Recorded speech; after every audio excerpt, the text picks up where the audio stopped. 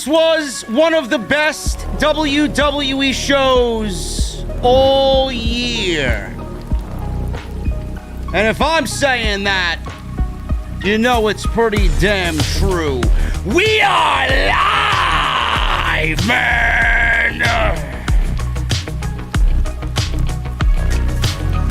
Crown Jewel delivered today, man. Crown Jewel was better than SummerSlam and Wrestlemania this year. WWE had Brock Lesnar challenge Roman Reigns for the Universal Championship. And all is right in the world. The Tribal Chief is still the head of the table. Becky Lynch, Sasha Banks, and Bianca Belair deliver one hell of a triple threat match for the SmackDown Women's Championship. And inside Hell in a Cell, Seth Rollins redeems himself against Edge, who is having a monumental run in WWE. All this, plus your king and queen of the ring.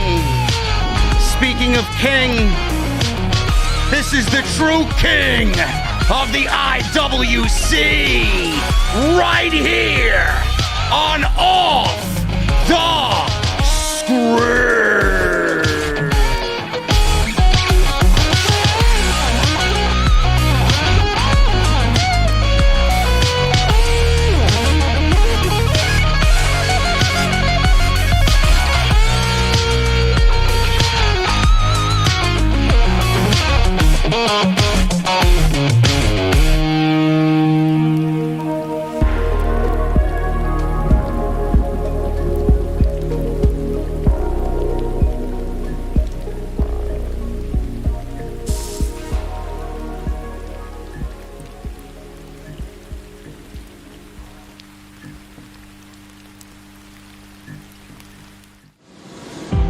AEW successful?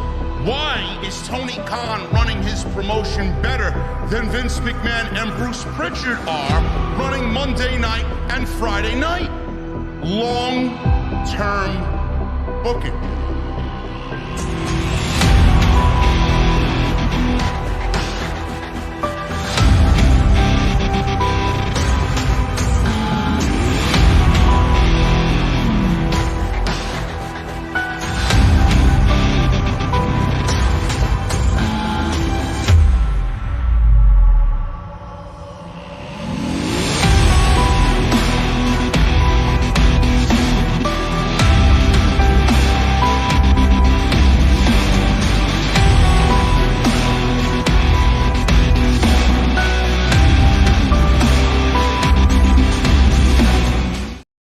What is going on, guys? Thank you so very much for joining me right here on Off the Script. This is your Crown Jewel 2021 post-show review. I am JD from New York, and this is Off the Script. Thank you guys so very much for joining me on your Thursday afternoon. I don't even know what day of the week it is, man. It's been a pretty damn good week. Even though I'm thoroughly exhausted, even though this thoroughly has ruined plans that I may or may not have had this week or today, actually. I'm glad you guys are joining me, though, man. It's been a very good week. Braves are one game away from the World Series, which I am incredibly excited about. First World Series since 1999. Could be on the horizon tonight in Game 5 of the NLCS. So you guys know what I'll be doing after this post-show. Right to the bar and right to the Braves winning Game 5, hopefully. I finally got my Vex Mythoclast in Destiny 2 with the Catalyst. The exotic Catalyst from the Vault of Glass raid. So after, 24, 25 or so raids, I finally got my Vex Mythoclast. So it's a good week in regards to that type of thing. And WWE probably had their best show since the Royal Rumble. To be brutally honest with you, man, I'll take the heat for it. I don't really care what anybody thinks about the Crown Jewel shows. I'm right there with you. You guys know I've been very, very vocal and very critical of these Crown Jewel shows. They're an absolute waste of time. It felt different this year. And like I said, I'll take the heat for it. This was WWE's best pay-per-view since the Royal Rumble. I'll even go as far as to say this was a better show than Wrestlemania and SummerSlam this year. And if I'm saying that, granted, the bar is very low with WWE television. I mean, it's not that difficult. I mean, most of their shows are terrible. But if I'm saying that, and I got a smile on my face while saying it, then I think in most parts of the community where you might find it to be a little weird when someone says that, you know you always get the truth over here. You guys know I will always be honest with you no matter what. Crown Jewel was awesome today. A lot of things worked in WWE's favor. They had a great match card from top to bottom. They started the show off hot with Hell in a Cell. Edge and Seth Rollins absolutely killed it. And I would go as far as to say that was the best match of the night. And there were other match of the night candidates, man. They had a great match card. Everybody legitimately brought it. It might have been a perfect show in ring if we didn't get that Queen's Crown final between Zelina Vega and DouDrop. But I will hold my reservations on that for a little bit later on in the show. Great match card. I love the aesthetics of the stadium tonight. I thought WWE did a fantastic job on the production. I thought the aesthetics looked great. It felt like a big deal. I love the crowd tonight. I don't know if you guys were in the boat of watching these Crown Jewel shows or these Super Showdown shows, the Greatest Royal Rumble. There were moments in many of these shows that we've gotten where the crowd seemed dead completely. I think the crowd in Saudi Arabia tonight was hot from beginning to end, except for that women's match, that Queen's Crown final between Vega and DouDrop. Everything else tonight, they were absolutely in the zone on. They were invested in. They were excited to be there. You heard it. It was a lively crowd, and you guys know how a dead crowd could make a great show a bad show. So kudos to them for bringing the energy tonight for this 4-hour show on a Thursday afternoon. The other thing, and I don't know if anybody else in the community is going to really touch on this, the other thing that I felt WWE finally did right with this show is, minus everything that we saw tonight, they didn't have an October pay-per-view. We're not getting this show 2 weeks into the Survivor Series. We're not getting this show coming out of the last pay-per-view that happened 2 weeks. There's legitimately been the average amount of time going into this show and coming out of this show, which is around 4 to 5 weeks. WWE didn't overload the month of October with another pay-per-view, and they didn't have this show too close to Survivor Series where it would come off as WWE's building 2 pay-per-views, 3 pay-per-views sometimes in the same month. And that is what really brought WWE to a good balance with Crown Jewel. I didn't feel that there was too much build. I didn't feel like there wasn't enough build. The only thing I would really criticize is that it was build that I necessarily didn't care about. Outside of Edge and Rollins and then Lesnar and Reigns, there really wasn't much to care about on this show.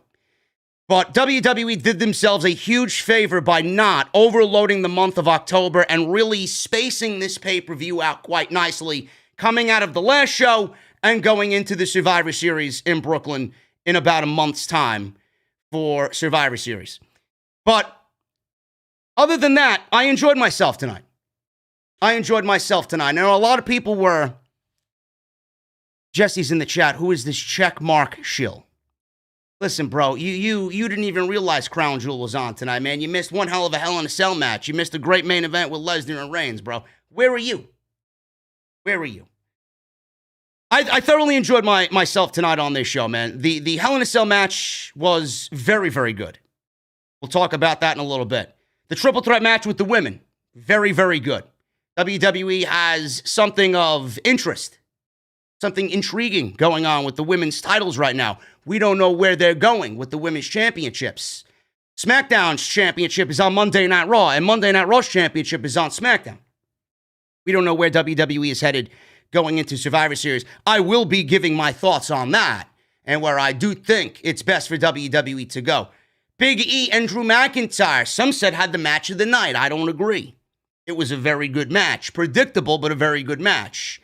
Drew McIntyre just doesn't feel like a main event guy right now. So we'll see how he fares on SmackDown. Finn Balor and Xavier Woods for the finals of the Men's King of the Ring tournament. I don't agree with Xavier Woods winning the King of the Ring. I know that may get some heat in the community, but I am not the type of guy that will continue to reward people who have already been rewarded very handsomely. And I don't think Finn Balor needed to take another loss tonight. I don't. I do think if you wanted to build around Finn Balor, you should have had him win King of the Ring and put him on Monday Night Raw and really build the brand around Finn Balor. I can only hope that Xavier Woods winning the King of the Ring tournament results in something interesting coming out of it. We will discuss what I think that should be in a little bit. And then Brock Lesnar and Roman Reigns for the Universal Championship. One hell of a main event match. Not better than their WrestleMania 31 match. But man, oh man, did that feel like a major main event tonight for WWE. And that is because Roman Reigns right now is on a Super Saiyan-like level. He is absolutely at the top of the wrestling world. He is the number one man in this industry. I don't give a shit about your Omegas or your Okadas or your Ibushis or your Ospreys or whoever you want to mention from Impact Wrestling, even though I think Josh Alexander is fucking phenomenal. I do think he's going to win the Impact title this weekend, hopefully. Roman Reigns is the number one guy in this industry. Wasn't better than their WrestleMania 31 match, but man, oh man, Lesnar looks absolutely phenomenal. Roman Reigns looked great. And the storyline is Paul Heyman. He doesn't know where his allegiance needs to be. And I absolutely am going to blow your mind with this one because I see a lot of people complaining about the ending. I love the ending. I thought the ending was great. And I think you guys should be smart enough to realize that this is one match of many matches that we're going to be getting for Roman Reigns and Brock Lesnar together. But Paul Heyman throwing the title in between Lesnar and Reigns means much more than you guys are probably not thinking about. And I'll go over that in a little bit as we talk about the remainder of this Crown Jewel show. I thank you guys for joining me on your Thursday afternoon. To have 2,100 people in here on a Thursday afternoon for a show that a lot of people don't really like to watch for many reasons. I appreciate you guys being here. But listen, we're going to do it we're going to do like we usually do, man. We're going to go over it. We're going to bring the truth. It's going to be something that's going to be very prevalent in WWE storyline. So I have to cover it. Listen, I'm going to say the same thing about Monday Night Raw. If I wasn't doing what I'm doing right now, I probably wouldn't have watched this show. If I didn't have this podcast, I would not watch Monday Night Raw on a weekly basis. But it was a very good show, and you got to take it for what it really is. Follow me on Twitter, at JD from NY206. That is Twitter and Instagram. Hit that subscribe button down below. Turn on the bell for all notifications. Hit that subscribe button. We've had a nice uptick in subscribers since the beginning of the day. Don't know where you guys came from, but I'm grateful that you're here and you're sitting in the venue with me tonight. Make sure you guys continue to hit that subscribe button. Hit that join button as well. And make sure you guys become VIPs of the venue. We got exclusive emojis. We got exclusive badges that you guys can only use on this live stream and every live stream that I do. Make sure you guys go and hit that join button, become a VIP right here on Off the Script. Make sure you go and check out all the other videos that you might have missed. Last week was a heavy Off the Script extra week. If you guys missed any of that stuff, go and check it out. Monday Night Raw. I did not do NXT Tuesday because I was watching the Atlanta Braves. And then there was no Dynamite on Wednesday, but I will be live with Jesse on Saturday night for Saturday Night Dynamite Week 2.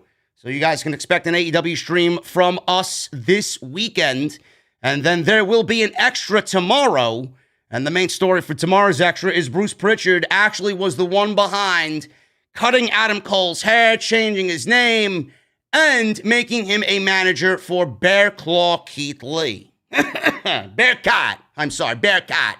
Keith Lee, Bearcat Lee. So we go over that on tomorrow's Extra, and then I'll be live on Friday night with SmackDown and AEW Rampage. So it's going to be a very busy weekend here on Off the Script, but make sure you guys set your notifications for all that is coming for the remainder of the week.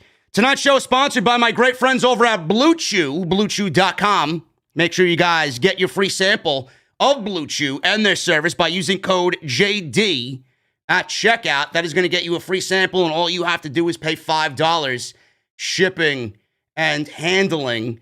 You guys want to go out there and support? A couple of ways to do that as well. Patreon.com/JD from NY206. Go and support the Patreon page. You got exclusive merchandise over there that you can only get on Patreon. And Bonfire.com is the exclusive home of Off the Script and all of the greats off the script merchandise. You got all those t-shirts over there. You guys can actually check out the t-shirts right underneath the video player that you're watching right now. Click on the shirt. It'll take you right to the website. That is Bonfire.com, the exclusive home of Off the Script. And please make sure you guys hit that thumbs up. Let's try for 1,000 likes on the live stream. Today we're looking at 833 likes right now. Also, Super Chats are open. Get them on in. We'll hang out at the end of the show. Make sure you guys, listen, man, it's 4 o'clock in the afternoon, so theoretically it's happy hour. Make sure you guys go and get your beverages at the bar. It is happy hour. We'll hang out. I got mine all ready to go. We'll hang out at the end of the show and go over the Super Chats, as always, right here on Off the Script. Let's start at the top, man. Usos defeated the Hurt Business in a decent little tag team match to start the show. Hurt Business isn't really going anywhere nowadays. They aren't really together, quote unquote. They just exist. It's almost as if WWE put the Hurt Business back together because WWE knows the fans want to see the Hurt Business back together. Shelton and Cedric haven't really done much of anything Hurt Business related. They did tonight, but I mean, it really didn't matter in the grand scheme of things. They are the Hurt Business, but they're not really doing much of what they used to do as the Hurt Business. And the Usos, they are the tag team champions over on SmackDown. They cannot lose, even though it would not be out of the realm of WWE to put champions on a show and have them lose in a non-title match. All I'm thinking about when I watch this match is, man, oh man, if Bobby Lashley, Cedric Alexander, and Shelton Benjamin were built up as a really credible threat as a threesome, we'd have the Bloodline with Reigns and the Usos. We'd have the New Day with Big E, Xavier Woods, and Kofi Kingston. Nice little faction warfare going on. And then you got Hit Row coming. Shit Row. Can't wait to see them get buried on the main roster. Then you got Legado del Fantasma, who I think should be called up over Shit Row. But I'm not going to rant about that. We'll talk about that Friday when the rosters actually take effect for the draft, coming out of the draft this year. But nice little faction warfare, man. I'm thinking, imagine if the Hurt Business is where they were when WWE was actively pushing them as the top threesome in all of the company. Now I just don't give a shit. It's as if they just exist because WWE knows we love them and they're trying to get the Hurt Business name out there. Oh, look, we're listening to you. No, you're not. No, you're not. They're still certified jobbers. So the Usos win this match.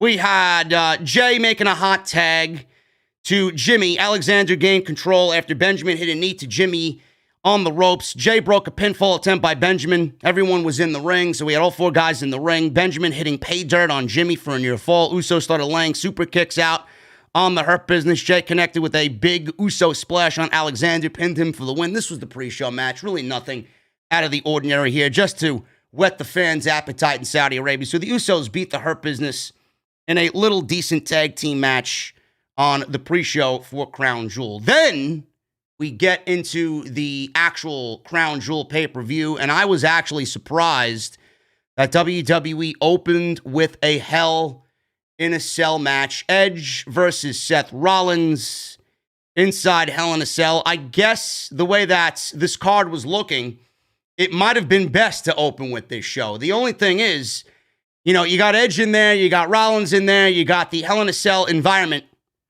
And more times than not, when you got all of these things working in your favor, it's going to be very difficult for anybody else to follow this.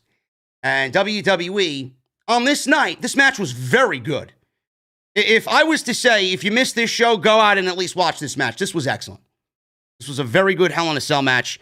WWE did not have any problem about following this match. Everybody really brought their A game tonight, so they did not have to worry about following what I thought was a very good Hell in a Cell match. This feud has been really entertaining. I don't think it's been the best it could be, but I'll take it given WWE's current circumstances because most of their TV is just awful.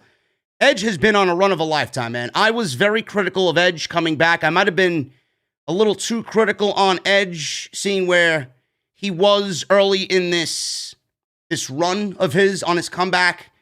I was a little too critical of him. I got blocked on social media. Somehow I looked 6 months ago and I was unblocked. I guess he realizes that I'm a huge Miles Kennedy mark. I'm a huge Alter Bridge mark. So there you go. Whatever I did, thank you, Mr. Copeland. But man, oh man, coming out of the injury, even before the injury, I think the injury was just bad timing, man. This guy is doing some of the best work of his life. I honestly think, listen, I love Edge. He's one of my all-time favorites in the history of the company.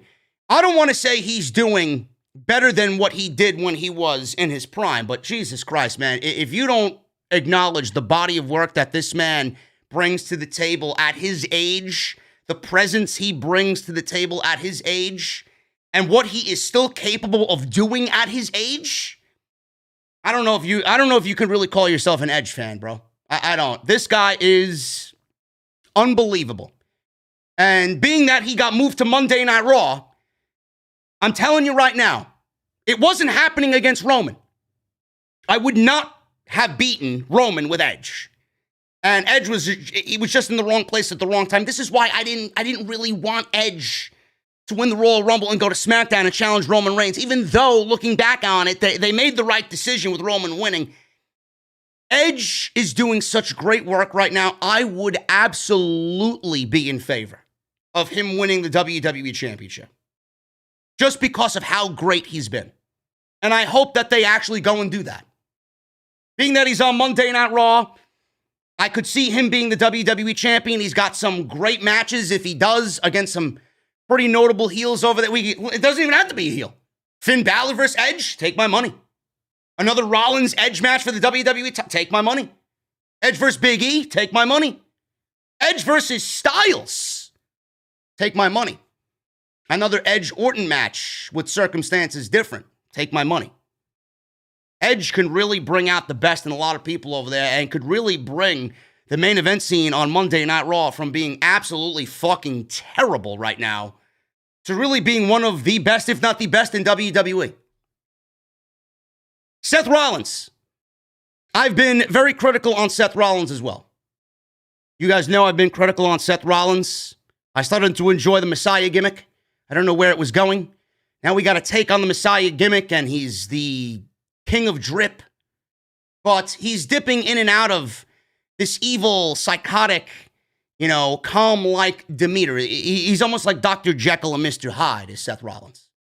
And he's finally starting to hit his stride as a heel, and it all started when he worked with Edge. I wasn't too keen on the beginning stages of this storyline, but as we've watched this progress over the last couple of weeks, Rollins is doing the best heel work of his life right now. And I was very skeptical about him walking into a Hell in a Cell match. We all know what happened to Rollins when he went into Hell in a Cell the first time. Bray Wyatt, Hell in a Cell, it was a complete and utter fucking disaster, was that Hell in a Cell match. It ruined Bray Wyatt to a point of no return. Rollins was fucking buried at that point. And the WWE Championship was just an absolute joke. WWE, because they love rushing to do things when things certainly aren't ready, they put Bray Wyatt in a championship situation as The Fiend 1 month after he debuted the new character. That was never going to work out. Rollins just beat Lesnar for the championship, and you already put him in a position to build him up as a babyface, and by that instance, you turned him heel because of the outcome of that Hell in a Cell match. By the end of this night, I think Rollins has redeemed himself. Rollins can now once again step inside Hell in a Cell and not really, have that stink just all over him.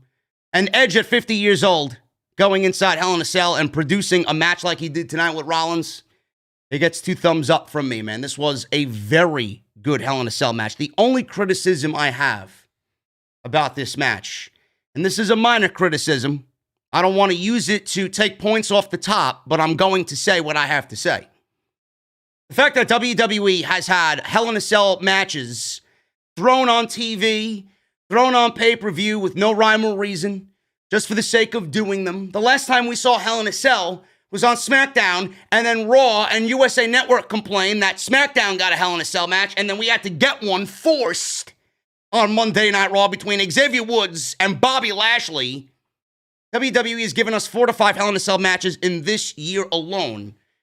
And if WWE hadn't done one Hell in a Cell match, I think the announcement of this Hell in a Cell match between Edge and Rollins and the actual match between Edge and Seth Rollins would have felt a little bit more bigger in the grand scheme of things. It would have felt a little bit more important. The fact that we've gotten so many Hell in a Cell matches and the fact that WWE has absolutely butchered the concept of Hell in a Cell, it honestly took away from some of the importance of Hell in a Cell. Because WWE did everything right with Edge and Rollins. The announcement, Edge and his facial expressions, the feud, it warranted a Hell in a Cell finale. But you can't really bring it to being the most important if you've already done it 5 or 6 fucking times this year. That's what I was trying to get at. Then I got the geeks complaining, oh, well, JD, all he does is complain, man. Complaining about what? This is my fucking job to complain. Don't tell me how to do my job. Don't criticize me for calling out something that a lot of people honestly feel the same way about. That'll get you a nice swift benching on Twitter. Other than that, this was excellent. This was an excellent match and an excellent opener. Seth Rollins and Edge have excellent chemistry back and forth. Edge immediately took it to Rollins in the corner. Rollins connected with a springboard knee that took Edge right to the outside. Edge cut off Rollins, threw him into the cage, then into the ring steps outside. Edge introduced 2 chairs, and then planted Rollins with an execution DDT for a near fall. Edge took out a piece of the chair like he usually has done in the past against Rollins and against Roman and against Bryan. And he went for a crossface with that metal bar off the steel chair. Rollins grabbed the piece away from Edge. Edge was able to get out and escape the situation. Rollins gained control, threw Edge around the cell. He went to get weapons underneath the ring. Edge came back with a very nasty baseball slide that got Rollins right in the face and launched him into the side of the cage. Seth cut off Edge, started up for a concerto spot, and Edge locked in a crossface. Seth crawled over, grabbed a piece of the chair that was brought into the match earlier, stabbed Edge right in the eye with it. That was a nice camera shot. Rollins then landed a frog splash. He went for another near fall, only got a 2 count.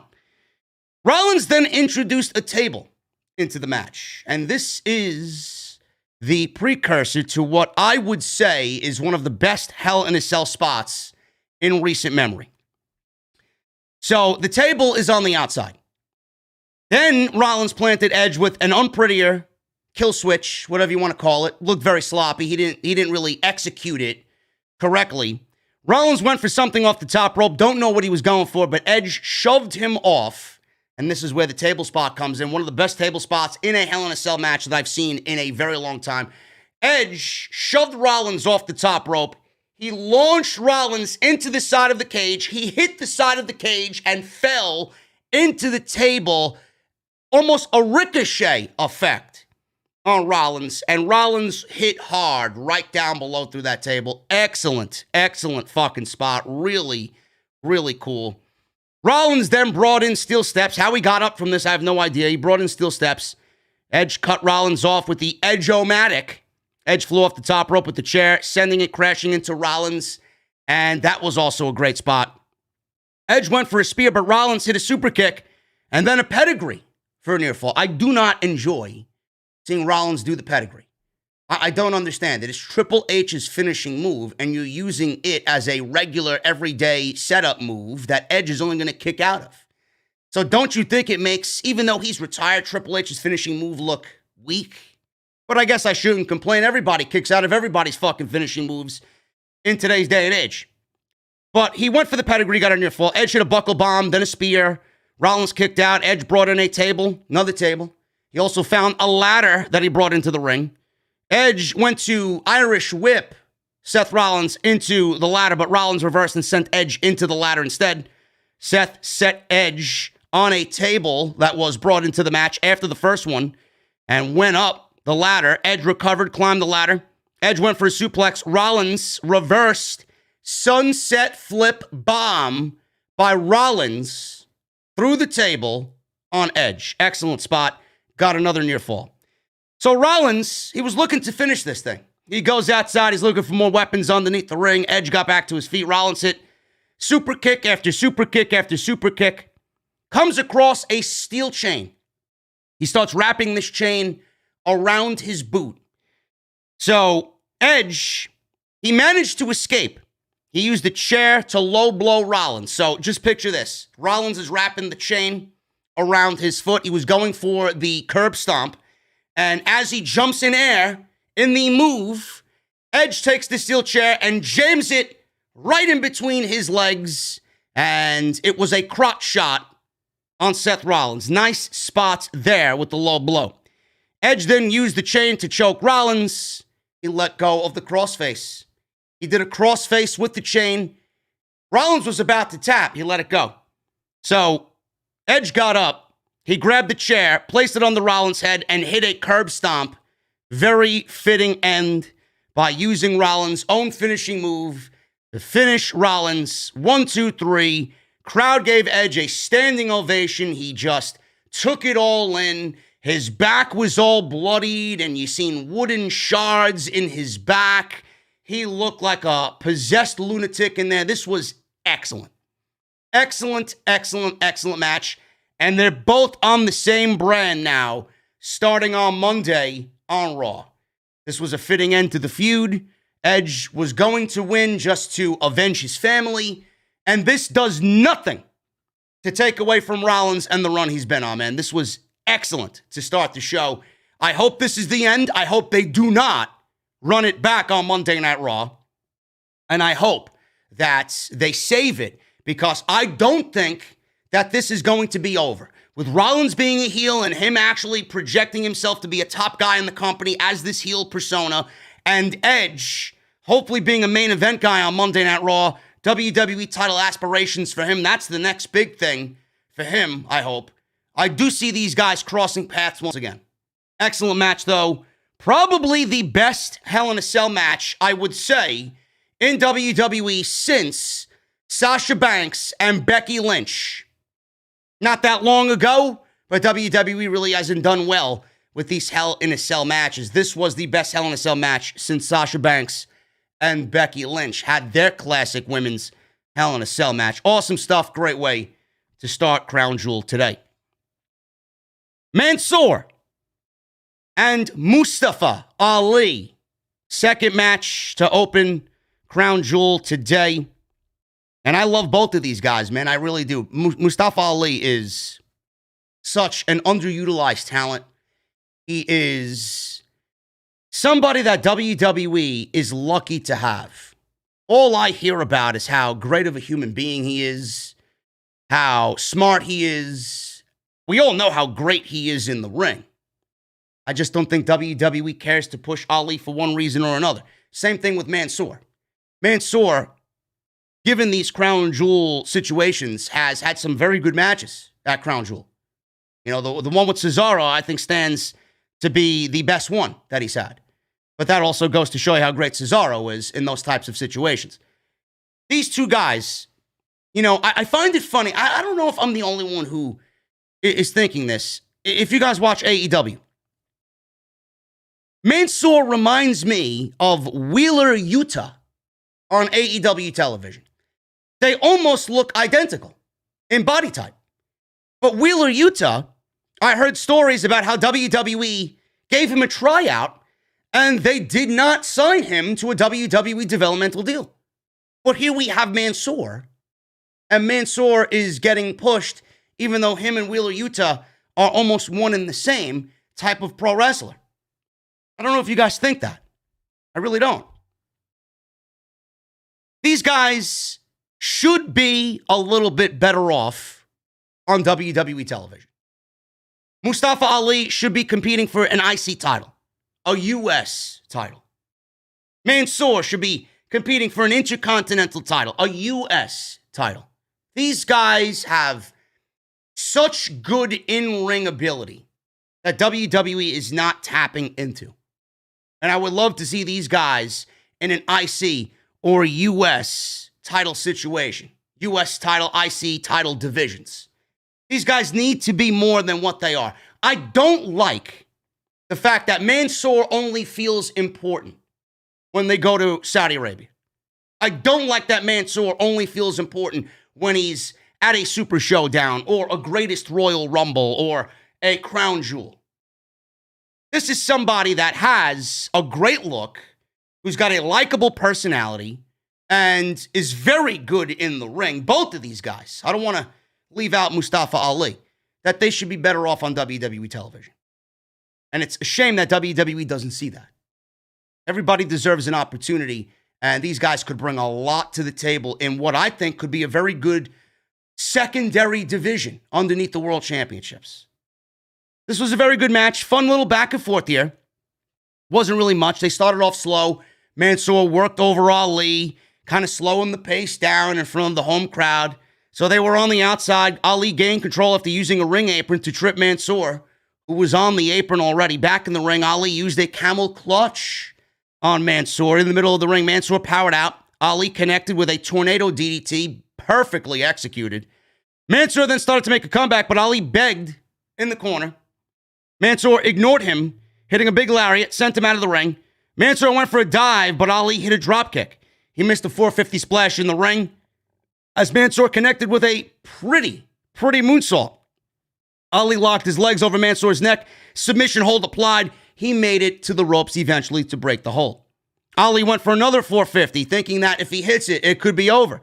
But this time, Mansoor went to the apron. He then landed a springboard neck breaker and pinned Mustafa Ali. Mansoor wins his token Saudi Arabia match, and it was a very fun little match while it lasted. I did not care about the story going in, so it's very difficult for me to care about the match, even though I love both guys. But I wish WWE at the end of the day did not break them up. Maybe this leads to them staying together. I honestly thought that they did not even get their feet in motion as a tag team. And this was a tag team that was kind of joined together randomly. And I thought if WWE wanted to go in on them as a team, that they had some legs and they could get some mileage out of it. And they didn't. They didn't. They will be fine if WWE wants to push them solo, but I honestly thought with them not really doing much solo, that being in a tag team, after thinking about it, could have been the best thing for both guys. I don't know where both guys go. They're on SmackDown. Hopefully WWE does something with them in that secondary Intercontinental Championship situation. Ali jumped Mansoor after the match, keeping up his heel persona. And then we get this mystery man walking down the aisle. He took a very long time to get to the ring. This match went about 8 minutes. This guy took about 4 minutes to get to the ring. Half the amount of time to get to the ring. He eventually revealed himself. He was wearing, the Saudi garb, and he was covering his face. He was dressed in all white. He revealed himself to be Tarek Hamdi. He is a silver medalist in Taekwondo at the Olympics this year. Ali tried to get him out of the ring, but Hamdi knocked him out with a spinning back kick, which looked like it sucked because he connected a little bit too much on Ali. But I thought this was whatever. I guess they wanted to pop the crowd even more and have that nice moment with, the two Saudi Arabian guys in the ring. And Mansoor wins his token match. It is what it is. Decent little match. I hope for the best with Ali and Mansoor going to SmackDown. The one match outside the Queen's Crown final. that I did not care about on this show and I paid very little attention to coming in, and I paid very little attention to actually watching this match, was RK Bro, Matt Riddle, and Randy Orton defending the Raw Tag Team Championships against AJ Styles and Omos. We didn't really get much out of these guys at SummerSlam, and I was hoping for more of the same, and we did get a very quick match again between these two teams. I think we need to now move on from Rated RK Bro, or not Rated, Rated RK Bro. I actually like that name a little bit better. RK Bro and AJ Styles and Omos. We need to now move on from these two teams. I just don't know, in the landscape of WWE Tag Team Wrestling on Monday Night Raw, who's next for RK Bro, Riddle and Randy Orton. I don't know. I just pray to God that it's not AJ Styles and Omos in a rematch on Monday night. This was fine. I can't stand Omos being in the ring. He is just not somebody that I care to see in the ring. He's a lumbering fool. There's nothing intriguing or interesting about him. There's nothing that he does in the ring that I want to see more of. Omos is bringing AJ Styles down. Omos is bringing AJ Styles down. I said this last week when the report came out about a high figure in WWE who's on the roster that I assume to be Randy Orton, spoke up and said that Omos should under no circumstances be a solo in-ring performer for WWE. Because Vince McMahon wanted to break up the team of AJ Styles and Omos. Yes, I agree with Vince wanting to do that. But I don't think he realizes how bad Omos really is. So they are staying together. But my thing is, everybody's now jumping on the fact that I said this last week. I know people have been saying it for the duration. I'm just now reiterating it more so because of the news story that came out that Vince did want to break them up. AJ Styles does not need to specifically be a tag team guy. AJ can still be with Omos. Believe it or not, Omos can still learn from AJ not being in a tag team. AJ Styles can be in a tag team and also be in a singles capacity as well in WWE. There's no reason why AJ Styles should not be at the top of Monday Night Raw's main event scene. Then you got the geeks online. Oh, AJ doesn't want it. Oh, AJ doesn't need it. Really? Really? You know what we need? Monday Night Raw to actually be fucking watchable. You know what we need? Monday Night Raw to have a main event scene that's fucking exciting outside of the fucking shit that we've been given. Big E is the WWE champion. Fine. Don't you think AJ Styles would make a great opponent for Big E? Don't you think AJ would make the main event scene on Monday night that much more watchable? Don't you think he'd bring legitimacy to the WWE title? So please, spare me on telling me what you think AJ Styles fucking needs, okay? We need a good show. That's what we need. And AJ Styles can do that. This match was nothing. There's no difference in what we saw here from SummerSlam. None. Orton and Riddle made their entrances. Riddle rode in on a camel. Michael Cole said, oh, Riddle is riding high in Riyadh, Saudi Arabia. Thank you, Michael Cole. Thank you for clarifying that Matt Riddle likes to smoke marijuana. Thank you. Never heard that one before. So they made their entrances. Orton seemed to be a little pissed off that Matt Riddle had his own little entrance and he was taking his sweet time there. So Orton and Riddle started off in control here. Orton went for the RKO early. AJ escaped. AJ was able to tag in Omos, who quickly cut off Riddle. Orton was tagged in. Omos took him down. Did some whatever the fuck he usually does in the ring. Some big guy sloppy spots. Fucked up body slam. Threw him against the turnbuckle. He did whatever he considers professional wrestling. Walking over to Orton before tagging Styles back in before Omos came in and applied a claw submission. Yeah, great. Great. Well, you know who else had the claw submission? The Great Khali. This is nothing more than a Great Khali rehash with Omos. It may be worse. I don't know. At least Omos, he's got a better personality than Khali. I'll say that. He can cut a promo more so than Khali. So the claw was applied. Riddle and Styles came in, and they rushed to the finish of this match. Not really much happened here. Styles hit Riddle with a Pele kick. Riddle connected with a knee. Orton shoved Styles into Omos. Omos quickly recovered. Riddle grabbed Omos' knee, took him to the floor. Styles went for the phenomenal forearm. Orton cut him off in phenomenal forearm mode with an RKO. And then Riddle tagged and he landed the floating bro for the 1-2-3. Randy Orton and Matthew Riddle retain the Raw Tag Team Championships. And who's next for the Raw Tag Team Champions? I don't know. You know what should be next? Them splitting up. Matt Riddle needs to be moved up into the main event scene and be challenging for the WWE Championship. That's what I think should happen.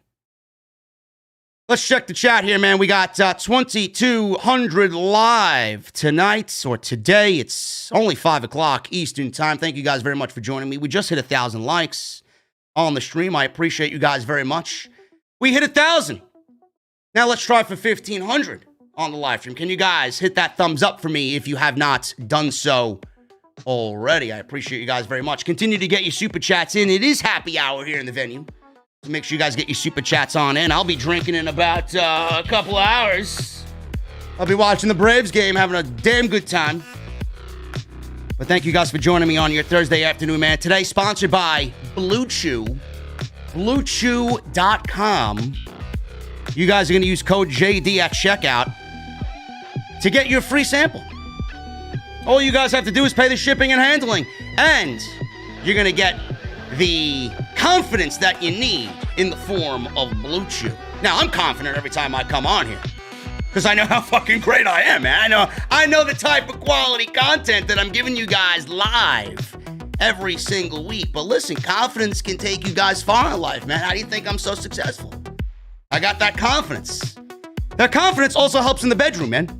Especially when it comes to stepping up to the plate, just like Adam Duvall and Freddie Freeman and Eddie Rosario. Yeah.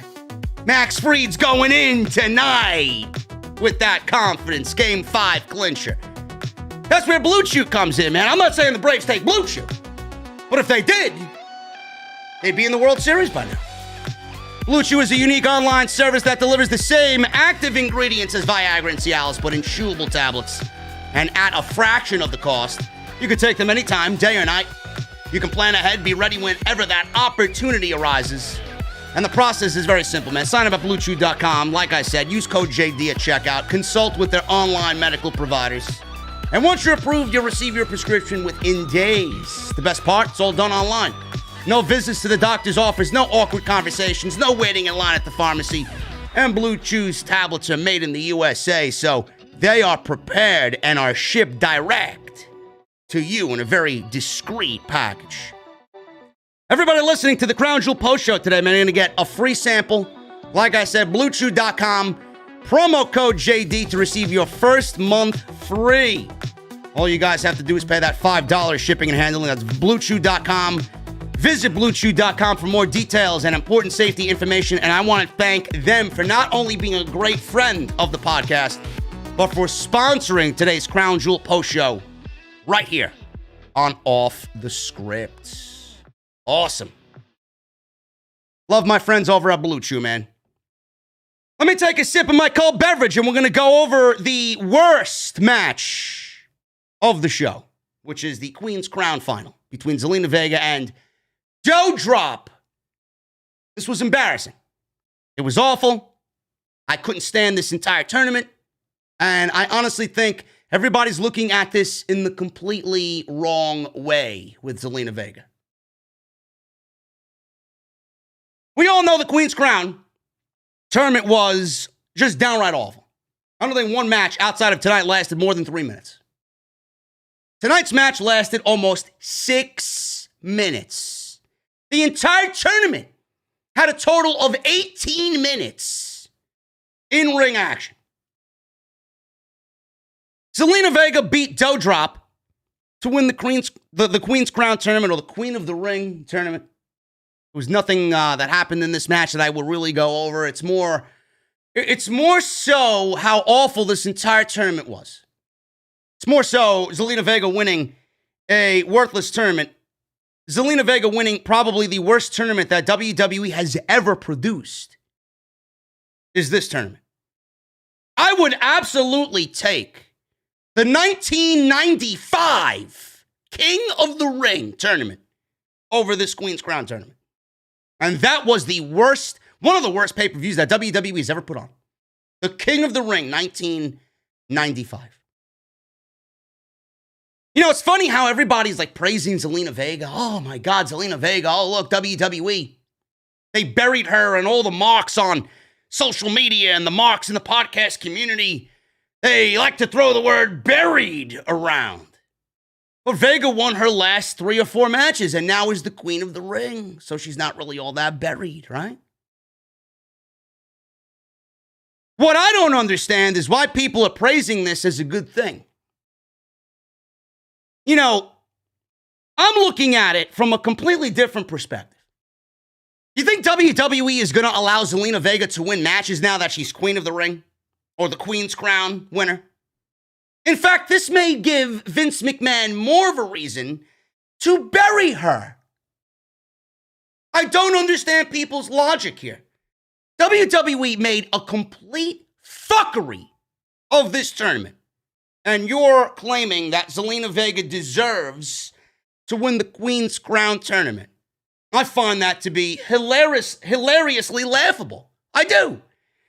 You're pretty much telling me and everybody else in your Zelina fandom, your Zelina standom, that she won the worst fucking tournament that WWE has ever produced.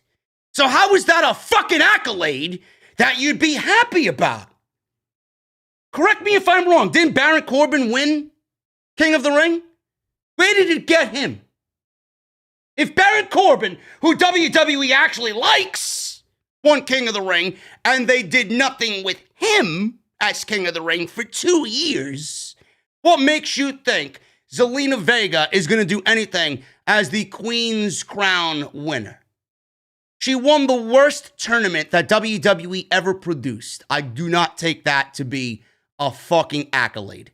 This match was terrible. It had no business even being on a fucking pay-per-view, let alone a fucking show. This match wasn't even good for AEW Dark. This was a fucking embarrassment. The best thing about this match is that we now know Zelina Vega could do a beautiful code red on someone 5 times her size. Great. Great. She learned it from Amazing Red. I'm not surprised she knows how to do one. And she knows how to do a beautiful tornado DDT. Yeah, let's crown her king or queen of the ring. Right, yeah, great. Great, that's awesome. The other thing, I'm not sure people are going to really hone in on this one, but I'm going to throw it out there to you guys. You do realize that DouDrop beat Shayna Baszler in this tournament. So, by my understanding, I am looking at this and I'm saying to myself, does WWE actually think that Zelina Vega is believable in beating DouDrop over Shayna Baszler? So what does that actually do for Shayna Baszler after she was being pushed the way that she was? WWE looked like they had some sort of solid plan for Shayna Baszler. She loses to DouDrop, that squashed that, and Zelina beating DouDrop actually hurt Shayna Baszler even more so, on top of WWE dropping the ball with her on Monday night. Am I to believe that Shayna can't beat DouDrop, but Zelina can? I'm sorry, folks. I'm sorry, man. I'm sorry for watching the product the way that I do, but this makes me far more intelligent than your average fucking idiot on YouTube doing what we do here. This is a fucking embarrassment. An embarrassment. I don't care about Zelina Vega. Never will. As far as I'm concerned, she's a loser who took the money and laughed her way to the bank instead of sticking up for her morals and going somewhere else where she'd be treated like a winner. But there is some positives to come out of this. A heel wins Queen's Crown. This probably means more TV time and more fucking promos and her gloating that she's the queen. And we all know that is her strength, her promo ability. So it's not all doom and gloom here. But I don't get how these fucking people on social media are thinking that this is a good thing when she won the worst fucking tournament in the history of WWE and a women's division right now that has been treated like shit because of John Laurinaitis and Bruce Pritchard. Good luck with that. Good luck with that. Women's wrestling does not exist out of the elite in that company. If you're not Sasha, Bianca, Becky, Charlotte, or Bayley, or Alexa, not even going to include Asuka in there because they fucking ruined her completely as well, you are not going anywhere. You know, back in my day when I used to watch tournaments happen, they were put together to put talent over that WWE wanted to move up the ladder, give some wins to and build some consistency, make new stars. How exactly does this help anybody? How did this tournament help anybody? It didn't. It actually made the women's division look worse. And the winner of this Queen's Crown is looked at as a fucking loser in the end. She won the worst tournament in the history of WWE. I pray to God, the wrestling gods, we never see another Queen's Crown catastrophe ever again. They don't deserve one. You know when they'll deserve one? When John Laurinaitis and Bruce Pritchard are no longer influences backstage in WWE. Get it off my television. I never want to see another Queen's Crown ever again. Zelina wins the crown, and good luck with that. Goldberg. Bobby Lashley. This was slated to be a no-holds-barred match.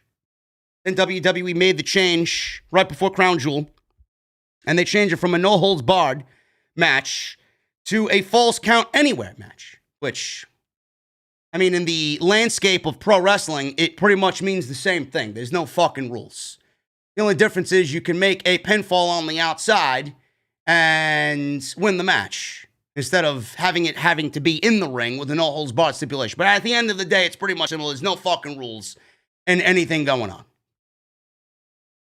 The entire premise of this build or this feud was over Goldberg's son, Gage, who got attacked by Bobby Lashley unceremoniously without knowing. Bobby Lashley attacked Gage, and he didn't realize who jumped him at SummerSlam. And then we get Goldberg for weeks threatening to murder, threatening to kill Bobby Lashley. And the only thing that Goldberg is going to kill in Saudi Arabia is somebody else legitimately because he's a terrible pro wrestler. Nobody believed Bill Goldberg was going to kill Bobby Lashley.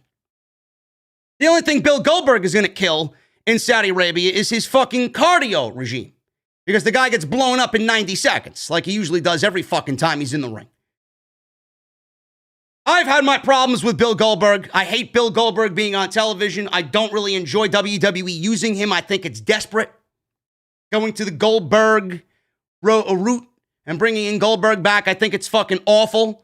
Taking spots on television away from the younger guys that don't get any opportunity to bring Bill Goldberg back and do nothing with. He's not an influence. He's not a needle mover. Nobody's watching for Bill Goldberg. Nobody gives a shit about Bill Goldberg.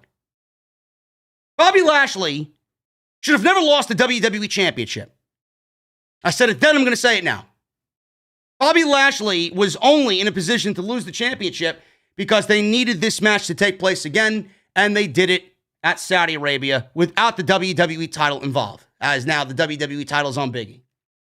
Which I don't know what that says about what WWE thinks of Bobby Lashley, but that's why they did it here in Saudi Arabia. And I knew they were. I knew they were going to do it. The match wasn't that bad. It felt longer than it should have been, but it wasn't that bad. This was actually a lot better than what they did at SummerSlam. It felt long. It should have been shortened a little bit, but in the end, I thought this was probably Goldberg's best match since being back in WWE in this current run that he's on. Lashley, as the bell rang, he was standing against the turnbuckle. He had his back to Goldberg. He pulled a steel chain out of his pants, which looked great, wrapped it around his hand. Goldberg went to attack as the bell rung. Lashley took advantage because he had the steel chain wrapped around his hand.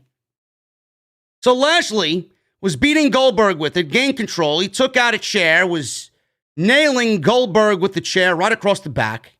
Lashley then took out a table while also working on Goldberg's knee, chop blocking it. Goldberg had a very visible knee brace on his knee. Lashley wrapped Goldberg's leg around a chair, stomped on it, Pillmanized his knee. Goldberg crawled near the table that was propped up in the corner because Lashley had propped up a table. Lashley went for a spear, but Goldberg dodged, and Lashley went right into the table head first. Goldberg hit a spear, then worked on Lashley to finish the match. He does the spear. He hopped around on his leg for a little bit, hit the jackhammer, and I legitimately thought this match was over. I'm like, all right, here we go. We can move on through the show and get this fucking piece of shit, nonsensical, unimportant match out of the way. So Goldberg hits a jackhammer that he didn't botch, believe it or not. He goes for the cover, or actually he doesn't go for the cover. Everybody thought he should have went for the cover, and he walks out of the ring. He walks out of the ring with Bobby Lashley. So Goldberg got up and let Lashley recover. Goldberg hit a spear, sent Lashley through the barricade on the outside in the timekeeper's area. I guess he wanted to murder him. He took Lashley, put him on the steel steps. He went to use another portion of the steel steps and dropped that portion of the steel steps onto Lashley, but Lashley moved. He escaped. He wanted to commit murder, but he didn't. Lashley evaded murder by Goldberg. Lashley started to walk up the ramp. Goldberg started to follow him. Then all of a sudden, the Hurt Business comes out. Finally, the Hurt Business is on screen together where I can actually call them the Hurt Business. Cedric Alexander and Shelton Benjamin come out with kendo sticks. There was this great shot of Goldberg standing alone on this big ramp, this aisleway in the stadium. Bobby Lashley standing there, and he's walking away, and Cedric Alexander and Shelton Benjamin have these kendo sticks, and they're walking towards Bill Goldberg. And Goldberg took out both Cedric and Shelton, took them out, and they start brawling, he and Goldberg, Lashley and Goldberg, on the ramp. So he took out the Hurt Business, grabbed the kendo stick. Goldberg was lashing Lashley with the kendo stick. Goldberg was backing away, and Lashley was standing on the edge of the ramp. There was a covered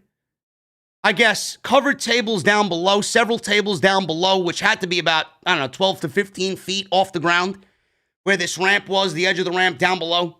So Lashley was standing there dazed, and Goldberg does a running spear, and the visual of Goldberg spearing Lashley as they fly off the ramp about 12 to 15 feet in the air, come crashing down on the tables below that are covered by this big black cloth. Goldberg speared Lashley through these tables, landed on top of him, and made the 1, 2, 3. And Bill Goldberg, I guess, came as close to murdering Bobby Lashley as anyone would imagine. Off of this ramp with the spear through the tables. Goldberg wins. Hurt Business destroyed. Bobby Lashley got to lay down for Bill Goldberg, and I hope we never see these two in the ring again. Goldberg has 2 more matches next year on his WWE deal. We don't know who they will be against. I don't really care who they are against. All I know is I'm counting down the matches for when Goldberg is no longer on WWE television. This guy has been an absolute non-factor. Everything I said about this guy and his match with Lashley at SummerSlam was 1,000% correct. The match should have taken place in Saudi Arabia. One time and one time only. We got this match at SummerSlam, and then we got this match again. And it actually harmed Bobby Lashley along the way, because not only did he drop the WWE Championship, but he's also looking weak after being built up as a credible monster that realistically should have been in position to go one-on-one with Brock Lesnar. The match was fine. It wasn't as offensive as I expected it to be, and it was a lot better than their SummerSlam match. But please, for the love of God, we don't have to look at Goldberg at least until WrestleMania. and who he steps in the ring with at WrestleMania, I have no fucking idea. Xavier Woods, Finn Balor, the King of the Ring final. Everybody is talking about King Xavier. Xavier Woods deserves to win the King of the Ring. Xavier Woods should be king of WWE. I disagree. I absolutely disagree. The match itself was fine. The overall tournament was weak. The tournament that WWE did 2 years ago was a lot better. A lot better. It looks like they actually put some effort into that tournament. The tournaments that AEW have coming up are going to be awesome. We got an Eliminator tournament, which is nothing more than to set up Bryan Danielson and Jon Moxley at Full Gear. We got a TBS women's title tournament that I am hoping Tony Khan really delivers on. And Jesse is texting me, eat shit and die in catering with Titus. Fuck you, you WWE shill. I'm sorry, bro. I mean, would you like me to lie to you? Would you like me to lie to you, bro? I thought it was a decent match. I don't care about it, but I thought it was a decent match. TBS title tournament, I hope Tony Khan delivers on that. We got the Owen Hart Cup coming next year, which I hope is a G1 Climax style tournament in AEW. They got the talent to do so. The King of the Ring this year, along with the Queen's Crown, two of the worst tournaments that WWE has put on in recent memory. The Queen's Crown, worst of all time. The King of the Ring, this might have been one of the weakest King of the Ring tournaments ever. Xavier Woods is the King of the Ring. Finn Balor should have won King of the Ring. He should have graduated from Prince to King. You know, I know I'm going to be in the minority here. I'm going to be in the minority on this one.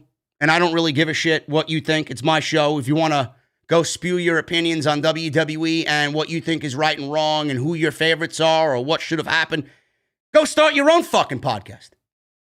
Don't worry about what I do here. This is my opinion and my opinion only. Okay? For years, I've said Xavier Woods is the dark horse of the New Day. For years, I've said Xavier on a solo run would be probably the most interesting aspect of the New Day. Kofi is great, but he was boring. I didn't believe Kofi as a world champion. Big E, I'm a Big E guy. I think he's going to be a great WWE champion if WWE actually plans and builds that championship and its division, the main event scene, around him and plays to his strengths. I don't want to see fucking dancing Big E. I don't want to see fucking thrusting Big E. I don't want to see none of that. I don't want to see fucking pancakes being thrown around. Big E has nailed it so far. Xavier Woods was the only one that I was wondering about. Imagine an Xavier Woods solo run. Now he won King of the Ring. I should be happy that Xavier Woods won King of the Ring because I think Xavier Woods is a very underrated performer. I think he's probably the most underrated performer out of the New Day.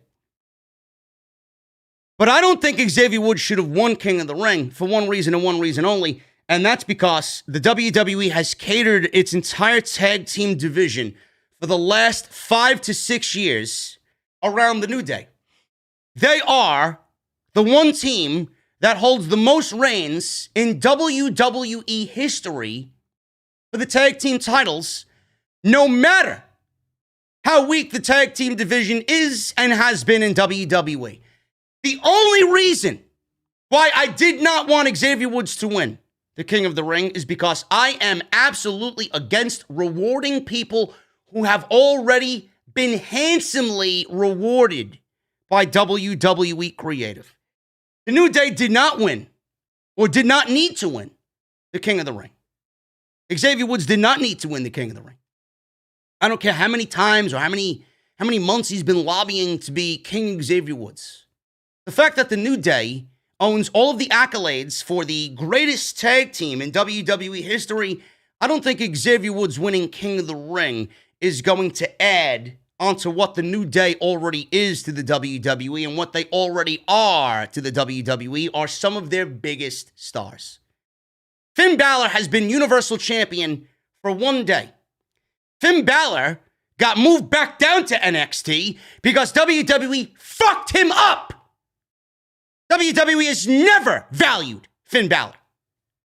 Then they called him back up because they're so desperate for fucking talent because they drove everybody out of the fucking company. And Balor was the only one who was main roster ready coming out of the draft from NXT.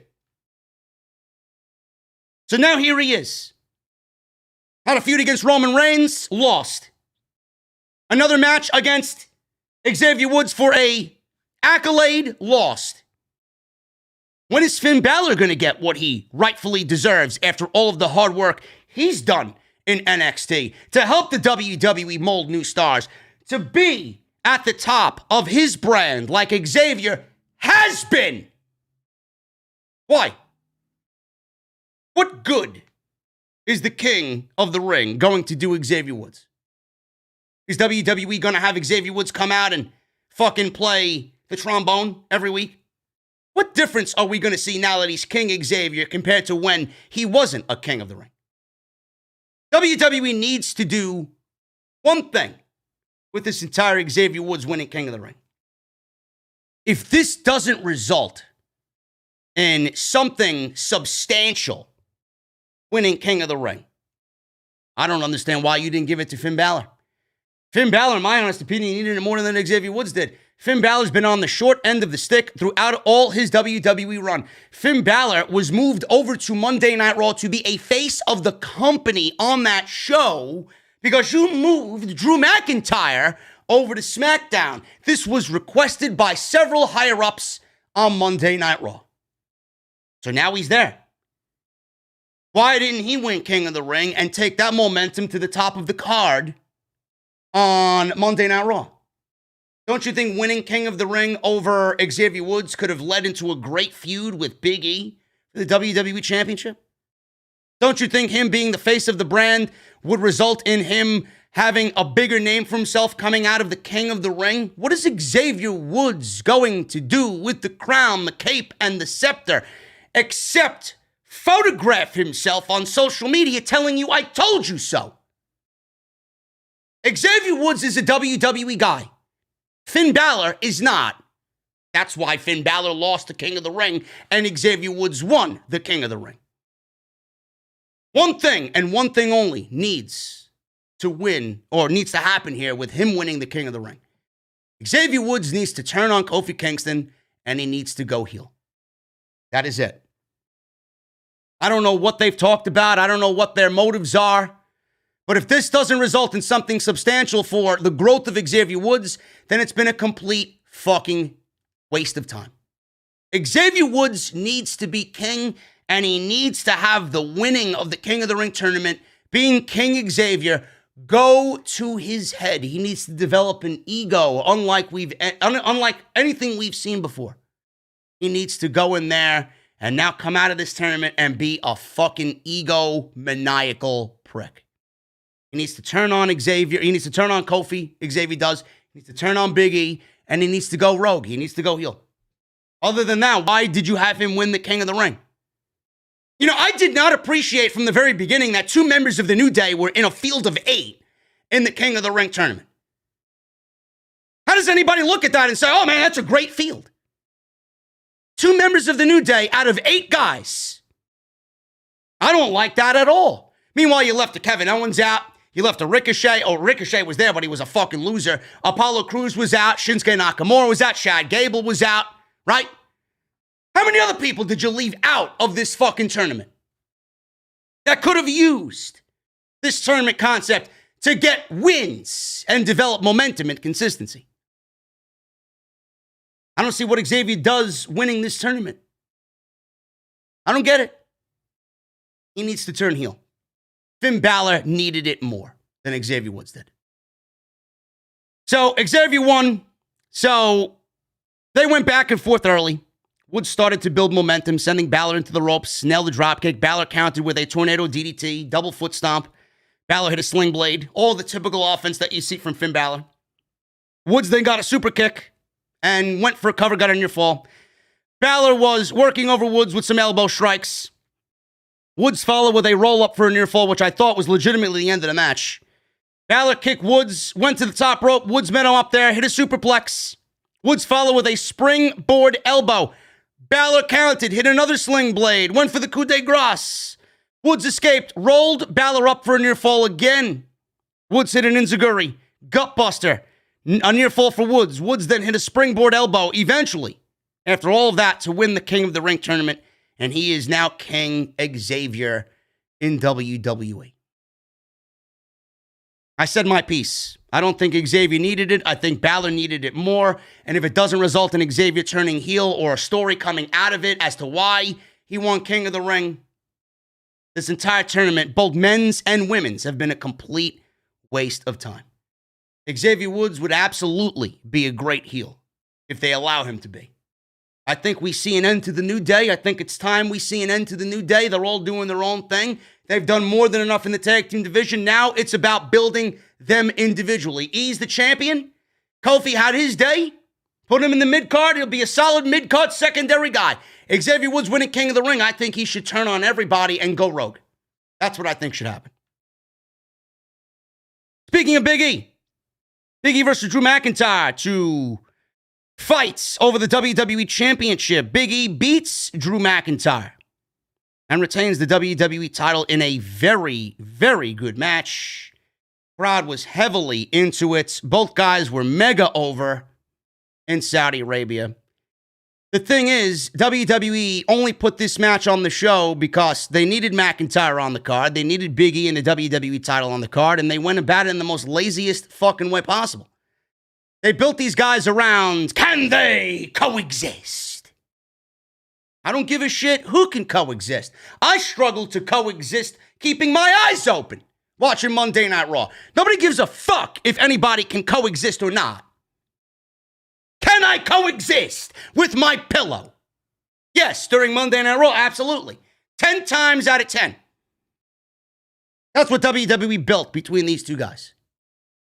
And the other thing, which was ridiculous, WWE moved Drew McIntyre over to SmackDown while Big E obviously remained on Raw with the WWE Championship, and then they booked this match. So you moved McIntyre in the draft to SmackDown, and then you want to book this match for Crown Jewel? I'm sorry, where's the intrigue in that? How does anybody look at this and A, be interested knowing that he's over there and everything that they're watching is a complete waste of fucking time?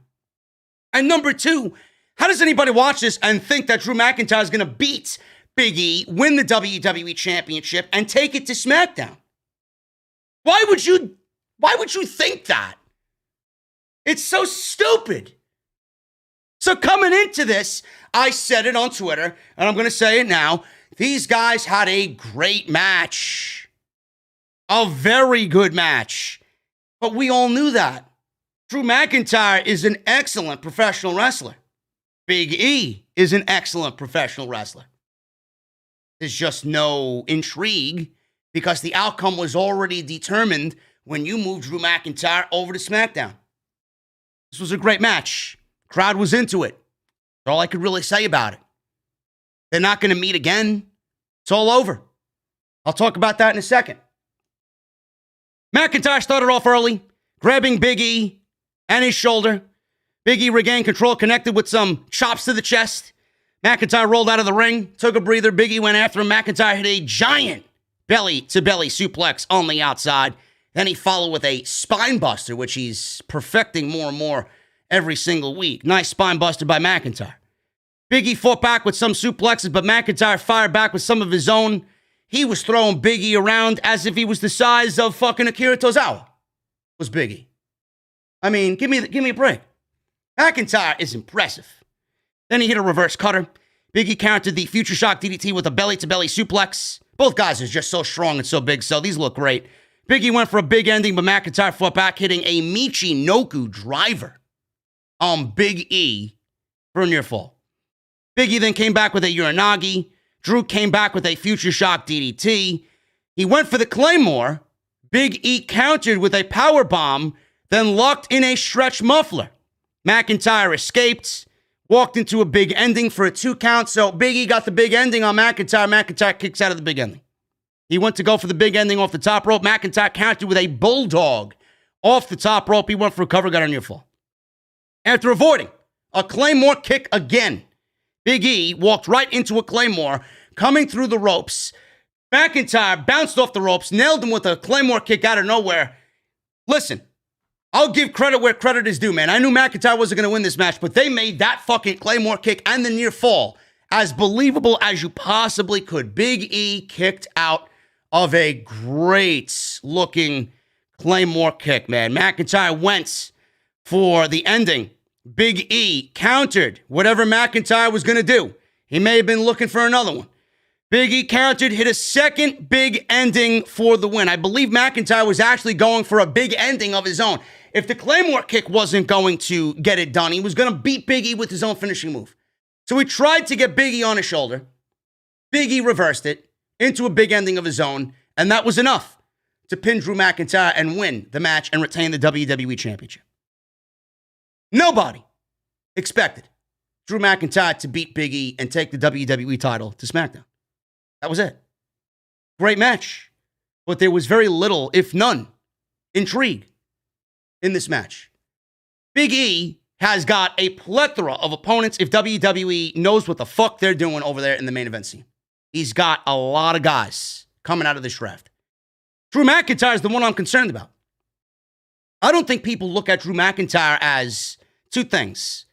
A main event guy anymore on the level of a Roman Reigns. And I don't think people want to see Drew McIntyre win the WWE Championship anymore. You know, I have my reservations about Big E winning the WWE Championship from Bobby Lashley. I don't think it was the time.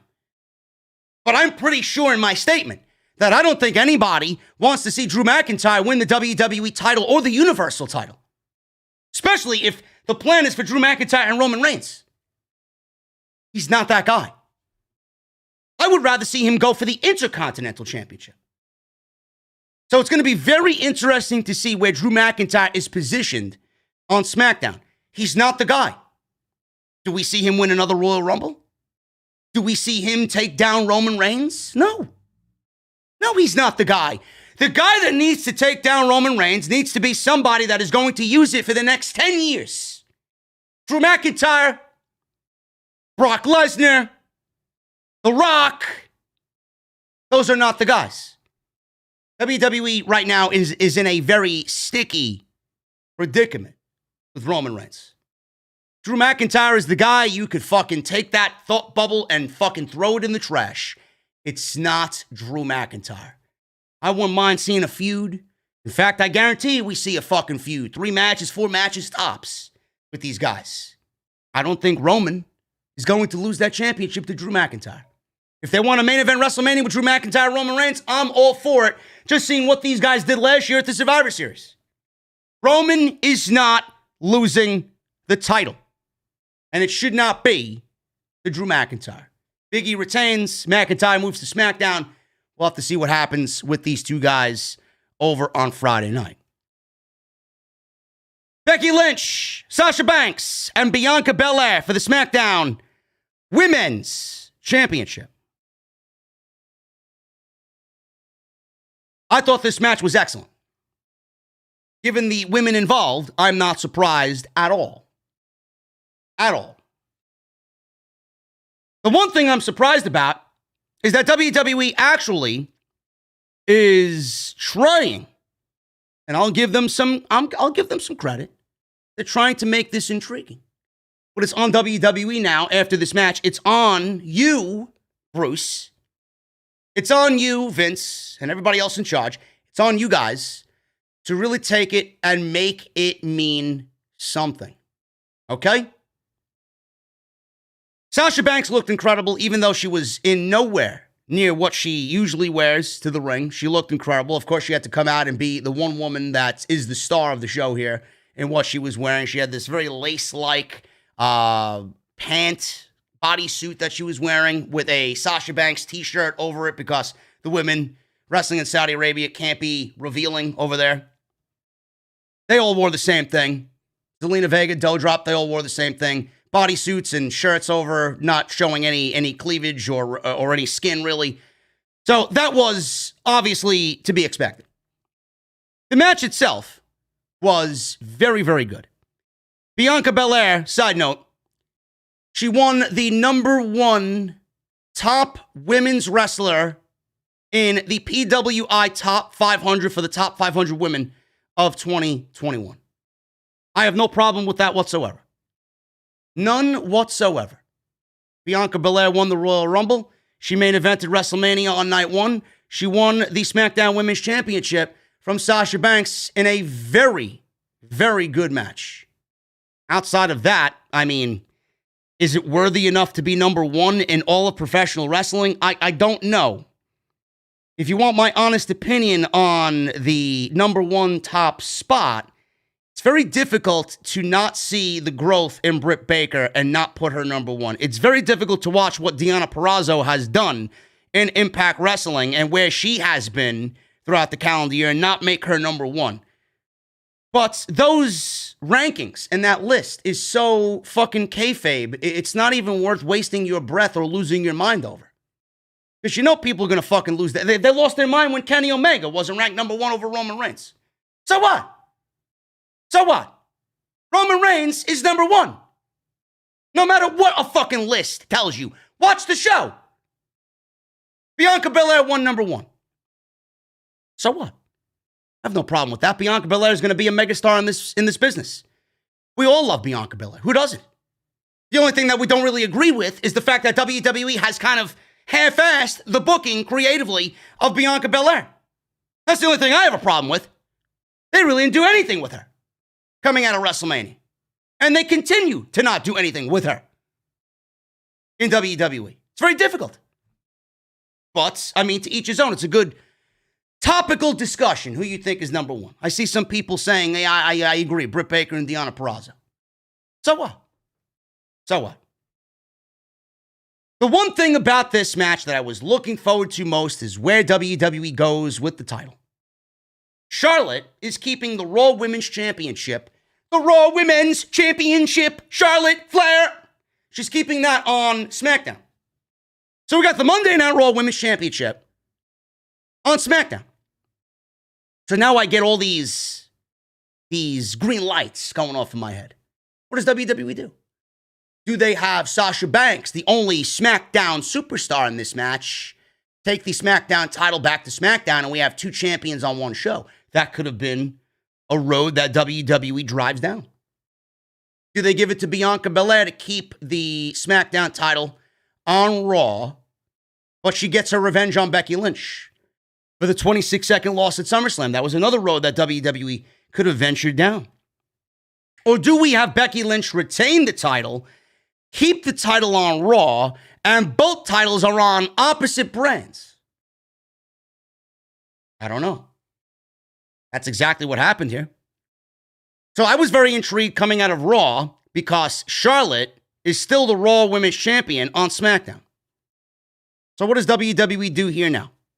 Becky Lynch wins this triple threat match. This was an excellent match. And I thought all 3 of these women worked their asses off. Really a lot to really dive into. But the story around all of this is the last couple of minutes and then the conclusion with Becky retaining the title. So we'll pick it up there. So Banks had Becky Lynch locked in a bank statement. This is about three-fourths through the match. As Belair crashed into them with a springboard, covering both of them for a near fall. Lynch broke up a pin attempt by Belair, hit the manhandle slam on Banks. Belair broke up the pin. Lynch went for the manhandle slam on Belair, but Belair made it to the apron. Banks took Belair to the floor, and they were wrestling for control. Lynch took both of them out with a flying crossbody off the announce table. Sasha was going for a powerbomb on Belair on the floor. Belair flipped out. They were going back and forth. Becky jumped off the announce table, hit a big crossbody, took them both out. So now we're back in the ring. Lynch went for the disarm her, and then put Banks in it as well. And they were both in the disarmor. Both Banks and Belair were in Becky Lynch's finishing move. Belair powered out. Belair eventually hit a KOD on Lynch. Banks and Belair fought over who would pin Lynch. Banks in the ring. Now, Lynch rolled up Banks. Eventually, off of this, I guess, tussle on the outside, there was a lot of countering and a lot of back and forth here. So after the KOD, Banks and Belair fought on the outside, jockeying for position. And then in the ring, Lynch rolled up Banks to retain the title. And she held onto the rope using a heel tactic to win this match and retain the championship. So there was a nice back and forth between Banks and Belair, tripping each other, getting in the ring, and finally one of them was taken out. And Becky Lynch rolled up Banks after Banks beat her on SmackDown, the supersized episode of SmackDown. So she got her revenge on Sasha Banks, pinning Banks and retained SmackDown Women's Championship. And she stays on Monday Night Raw with the SmackDown Women's Championship, as Charlotte Flair is the Monday Night Raw Women's Champion. She's on SmackDown. So both titles are on opposite brands. I am urging WWE right now to please, for the love of God, do not have a situation where they are on the same show and they simply trade the titles because you can't come up with something a little bit more creative to give these women as to get these championships back on their appropriate shows. WWE, I urge you right now to start planning for Survivor Series. Sasha Banks, Bianca Belair, because she is the fourth woman in this situation. Becky Lynch as the SmackDown Women's Champion on Raw. And Charlotte Flair as the Raw Women's Champion on SmackDown. Fatal 4-Way, Elimination, Survivor Series. Both titles on the line. Unify the titles in New York at Survivor Series. Make one title, rebrand it the WWE Women's Championship, and consolidate the divisions on Raw and SmackDown. Have one floating champion between both shows and get rid of the tag team titles and give us a secondary women's title. You want to bring a fucking championship into the fold. Get rid of the titles that Rhea Ripley and that fucking comic book geek are parading around with. They are fucking worthless. Make a secondary title. Merge the divisions and give something to all the other women who are not fighting for the women's championship. Give them a reason to fight over something. There you go. Very simple concept, very simple way to execute it. Starts at Survivor Series. Unify the titles. That is it. I don't want to hear anything else. WWE, I am banking on them going in the completely wrong direction. That's it. That's what you need to do. WWE more than likely will be trading the championships just like the New Day and the Street Profits did the last time we had a draft. And if that happens, probably going to end up losing my voice on this show. Merge the fucking titles. Unify the titles. Merge the divisions. I've said this since 2016, and it rings ever so true, even more so today. While you're at it, do the same thing with the men's tag team division. Said it back in 2016 on the draft review of that year's draft, and it's even more logical today. It will help make the shows better. It will help give opportunity to the men's tag team division. It will help give opportunity to the women's division. It will freshen up Raw. It will freshen up SmackDown. Just do it! Stop bullshitting. You know I am right. I have spoken. Anybody else that tells you otherwise, they're a complete fucking idiot. I have it the right way, and I've had it the right way for the last 6 years. Do it. Merge the titles, unification match at Survivor Series. I don't want to hear another fucking word at anybody. Just get it done. The main event of the show. Brock Lesnar. Roman Reigns. Universal Championship. This is all about where Paul Heyman's allegiance currently is. Where does Paul Heyman's allegiance lie? A lot of people did not like the ending of this match. I don't know why. You knew you were going to get some fuck finish when WWE kind of changed the course of what they wanted to do. This was a regular match.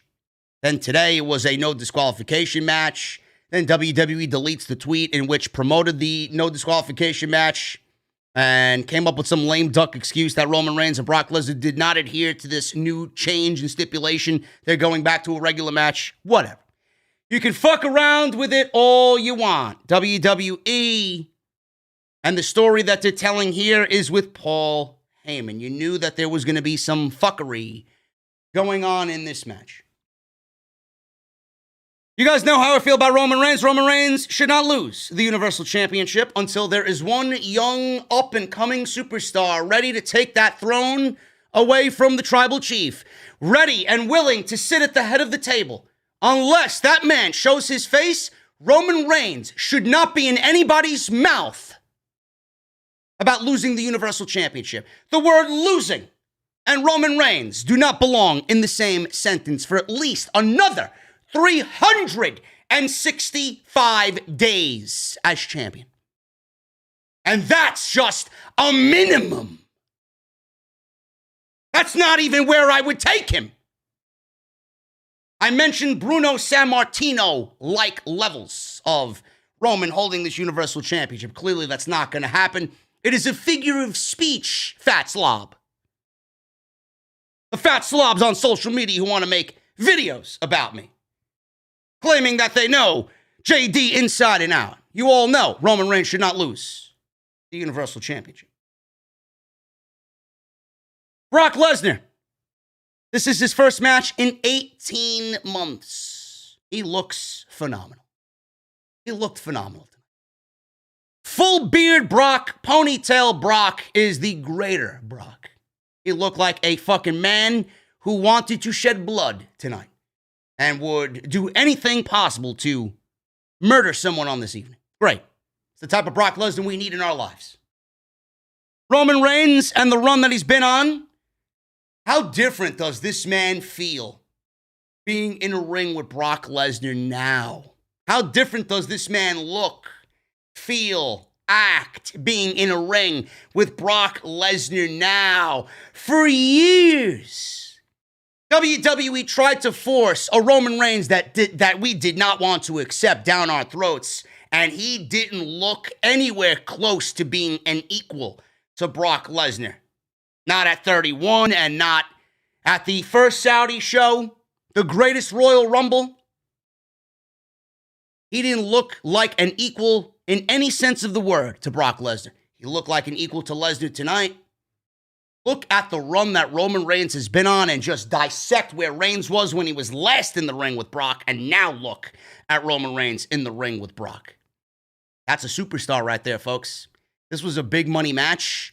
This was a WrestleMania-like atmosphere, and the auras of both of these guys played up everything else that much more with who they are and that Universal Championship being on line with Paul Heyman being the main centerpiece of this story. This match was fucking awesome. It wasn't better than their WrestleMania 31 match, but this was an awesome match. This was probably their second best match behind that one. I love that main event. I didn't go into that thinking that main event was going to be anything, but that was a great main event for WrestleMania 31. This was a great match. The two exchanged strikes early. Lesnar went for some German suplexes, but Reigns grabbed the turnbuckle. I love that Reigns was thinking about Suplex City against the Suplexorcist. Or is Roman Reigns the Suplexorcist? I don't know. I don't know which in which way it's coming from. I guess it's coming from Reigns because an exorcist would banish the demon. So the suplexorcist, I guess, is going to banish Suplex City. Is that the way it is? Kind of confused there with the terminology. Anyway. Lesnar went for German suplex. Reigns grabbed the turnbuckle. Lesnar got a second attempt on the suplex. He nailed it. Lesnar took Reigns to the outside. Reigns threw him into the ring post. Very nice splat of Lesnar's face on the steel post. Reigns got back into the ring, laid out Lesnar with a Superman punch. Lesnar attempted to re-enter. Reigns hit a huge plancha over the top rope, and I even tweeted about it. I posted a GIF of the actual segment. He launched himself over the top rope, and the cameraman looked to be behind the barricade in this case, and it looked fucking beautiful. Beautiful. Reigns cleared that top rope as good as he's ever. And the landing on Lesnar looked beautiful. Reigns hit a spear. Lesnar kicked out at 2. Lesnar hit another Lesnar was hit with another Superman punch. And then the third Superman punch. Lesnar then was being set up for a spear. So after 3 Superman punches, he's down. Reigns is going for another spear. Lesnar leapfrogs over Reigns, who's coming in for the spear, which looked great. Reigns hit the turnbuckle, knocked himself out. Lesnar came back with a German suplex, another German suplex. Lesnar went for the F5. He got the F5, went for the cover, and Reigns kicked out at a 2. Lesnar went for another F5. Lesnar countered with a guillotine, or Reigns countered with a guillotine. Lesnar was in the guillotine, and Lesnar fought out of the guillotine, picking up Reigns, breaking the hold, and nailing a spine buster on Roman Reigns to break the guillotine. Lesnar hit another F5, but the referee was standing too close. The swing of the F5, Roman's feet accidentally knocked the referee out mid-F5 as Lesnar was turning Reigns to execute the move. He executed the F5, but the referee was laid out. Lesnar went for a visual cover. Crowd was chanting to 10, counting to 10. He was going to be the new Universal Champion. So Lesnar was standing above the referee, who in this case was Charles Robinson, picked him up by his belt, and let out this primal yell. Right? He was like a fucking savage in the ring, right? Lesnar picks up Charles Robinson by his belt. He looked like a fucking T-Rex playing with his meal, right? So this was not enough to wake Charles Robinson, and long enough to hit another spear by Roman on Lesnar. So with this distraction, Reigns hit another spear on Lesnar. Both men are out. Heyman's holding the Universal Championship. He's looking at the situation, assessing the situation. Does he throw the belt to Roman? Does he throw the belt to Brock? Heyman throws the belt in between both Reigns and Lesnar. The Universal Championship was thrown by Paul Heyman, and it landed in between Reigns and Lesnar. He yelled out, "You guys know what to do with it." People were freaking out. People were like, "Oh, this ending sucks." So Lesnar grabbed the title. Reigns gets up, grabs the title. There's a tug of war with the title. Usos come in from behind. They sneak behind Reigns and Lesnar. Super kick Lesnar down. Reigns then uses the title belt. Referee is in the ring now, a second referee. And Reigns, after hitting Lesnar with the title, referee counts 1, 2, 3, and Lesnar is beaten by Roman Reigns. 1, 2, 3. That was it. That was the way Crown Jewel ended. A lot of people are not liking the ending. You guys need to understand this is long-term storytelling. This is why Reigns has went on public record saying that the fans are so fucking fickle that they want gratification immediately. These fair weather fans. You're a fucking fan weather fan. It's even in the fucking intro. Long-term booking. Get used to it. Long-term booking is what WWE needs to start doing in a general sense. Not just with Roman Reigns and Brock Lesnar. In all of WWE. Long-term booking. There's going to be many more matches between these two. This is chapter 1. But the thing is, a lot of people really aren't picking up on the Heyman aspect of it all. He didn't throw the title to Roman Reigns. He didn't throw the title to Brock Lesnar. He threw it in between both of these guys. He let them fend for themselves. Paul Heyman is tired of the back and forth. But the thing is, when Lesnar looked at the championship, he looked at Heyman in a way, to me, this is the way I interpret it. Lesnar looked at Heyman when he threw the championship there in the ring, and was almost as if Lesnar was seeking some sort of validation from Paul Heyman. He was looking at Paul Heyman in a way in which Lesnar still wants to be Team Heyman. He wants Heyman to be a part of his shtick. Still, even though he's meddling in the tribal chief's affairs. But where does Paul Heyman's allegiance lie? Does Lesnar still want Heyman even though Heyman is with Reigns? Is Roman Reigns going to look at Paul Heyman in a different light for not helping him? Is Roman Reigns going to accept Paul Heyman for what he did? Or is he going to chastise Paul Heyman for not making it clear that he's with the tribal chief? There's multiple different avenues to go here. So why are you upset that the ending was executed the way that it was? We got more questions than answers in a feud that is just starting. And we have the entire premise of long-term booking. I don't see what your fucking problem is. Just watch the fucking show. We rarely get long-term booking in WWE. Enjoy it. Enjoy it for what it is. And stop fucking complaining. You fair weather fucking geek. That is your Crown Jewel breakdown. I thought this was a better show than SummerSlam and Wrestlemania. Awesome show outside the Queen's Crown final. Match of the night to me was Edge and Seth Rollins inside Hell in a Cell, man. Excellent stuff. If there's one thing you guys go back and watch, I'd say it's the beginning and the end.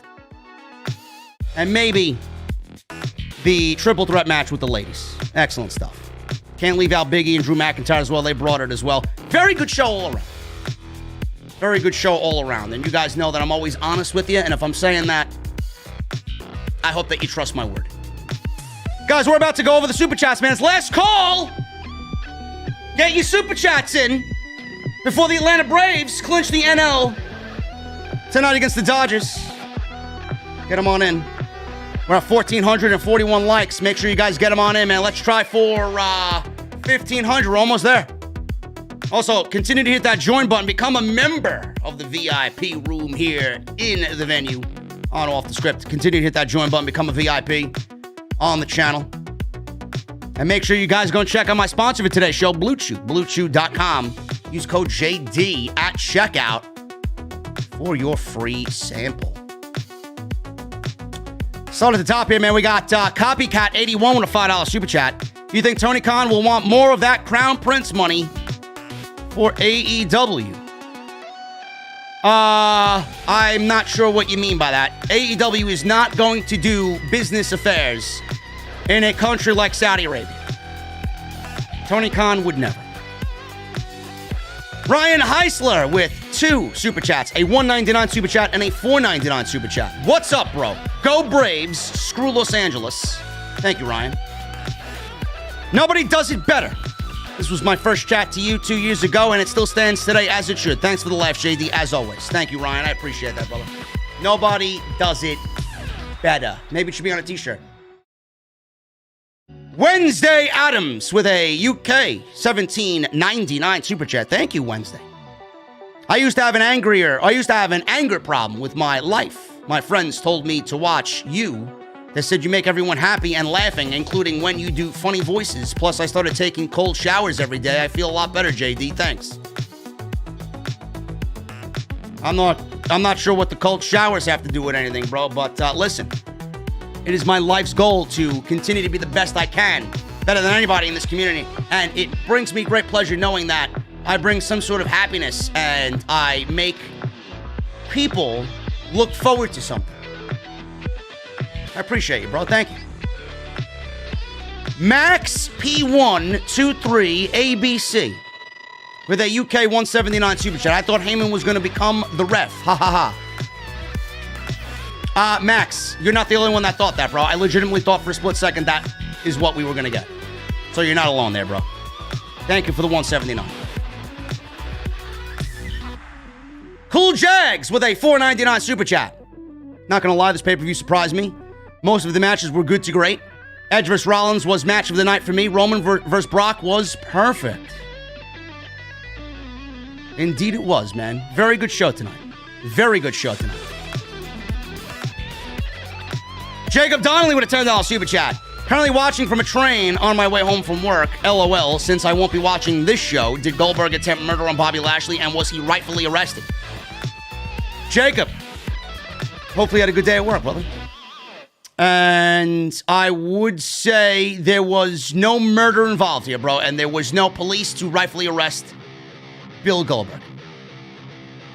He should be arrested for his wrestling ability. Nothing happened where he should be rightfully arrested. DX Tricksters becomes a member in the venue for 5 months. Other than tournament stuff, this pay-per-view wasn't bad. Much better than WrestleMania and SummerSlam. I wish WWE would put this much effort into other pay-per-views as well. Me too. Hopefully this is a new trend for the Saudi shows, man. Make it important. Give people a reason to watch. Tonight they did that. Hopefully they continue.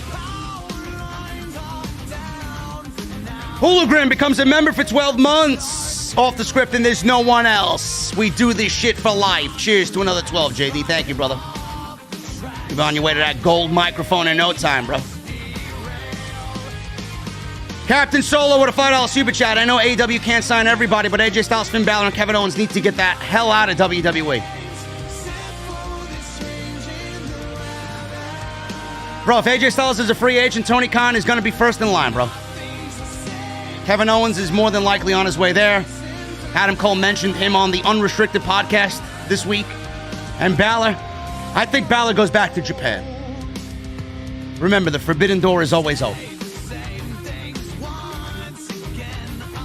Wilhelm Hendrick Fullard with a 11-month membership. Thank you, brother. What's up, OTS family? Let's go. Thanks, JD, for all the hard work and always the truth. Thank you, Wilhelm. Reginald Paul Hawkins becomes a member for 4 months. What's up, JD? What's up, Reggie? Steve Wynyard with a $2 UK super chat. AJ Styles has been booked like trash for so long.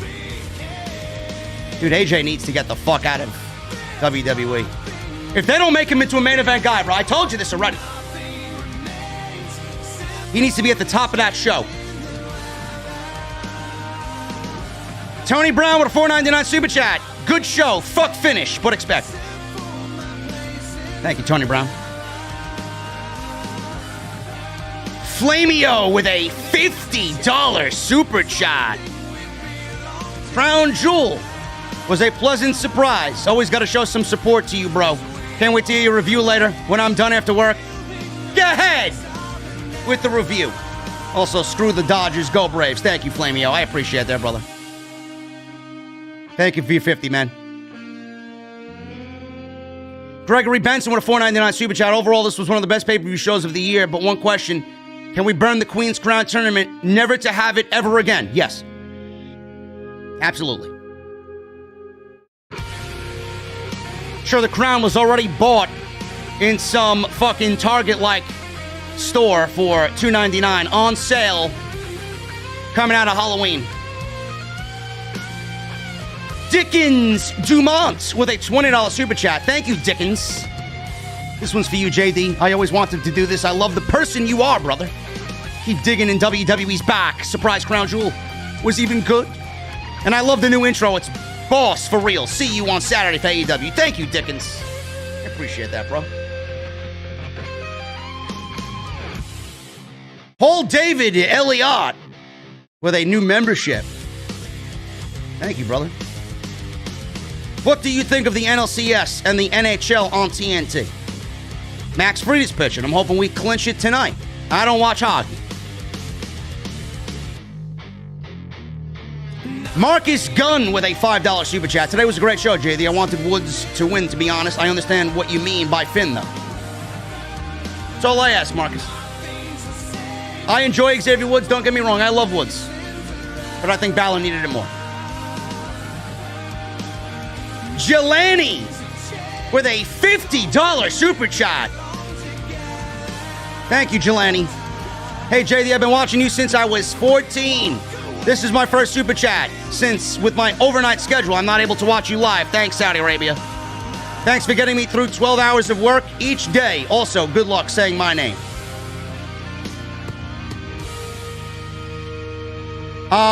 Jelani Orleus. I fucked it up. I know I did. We'll just call you Jelani. Thank you, brother. Hope all is well at work. And Saudi Arabia, man, fuck them. We got a good show out of it. Hopefully they continue. Nate with a $9.99 super chat. Graves' mustache is terrible. Lesnar's Super Mario hop for the win. Thank you, Nate. I didn't even notice Corey Graves' mustache, man, to be honest with you. Andrew McAvoy with a UK 179 super chat. He retracted his message, bro. Don't be shy around here. Go put that in the tip jar, man. The bartender's working hard for you. I don't need it. Michelle Moran with a $2 super chat. If Roman pinned Brock, how can they do a second match? The referee knockout, Michelle, was the opening to a second match. Maybe Lesnar wins the Royal Rumble. Who knows? Andrew comes back with an $8.99 super chat. Thank you, brother. I guess you deleted that one and you wanted to go bigger in the super chats. I appreciate that. Best WWE event since forever. Keep up the great work, Jay. The OTS is the best. Thank you, Andrew. Appreciate you, bro. Diego with a $4.99 super chat. Love you, bro. Metal horns and 4 skull emojis. Just wanted to say that. Thank you, Diego. Too Smooth with a $4.99 super chat. Keep up the good work, JD. How about those Braves? Team is special, man. Hopefully clinch it tonight. John Lamey with a UK $5 super chat. He leaves a super emojicon that says hype. I don't know what we're hyped about, bro, but thank you for joining us. Magician Sapphire with a $10 super chat. Overall, Crown Jewel was not bad. Edge vs. Rollin stole the show once again. I absolutely agree, Mr. Sapphire. My favorite match, personally, of the evening. Thank you for the 10, brother.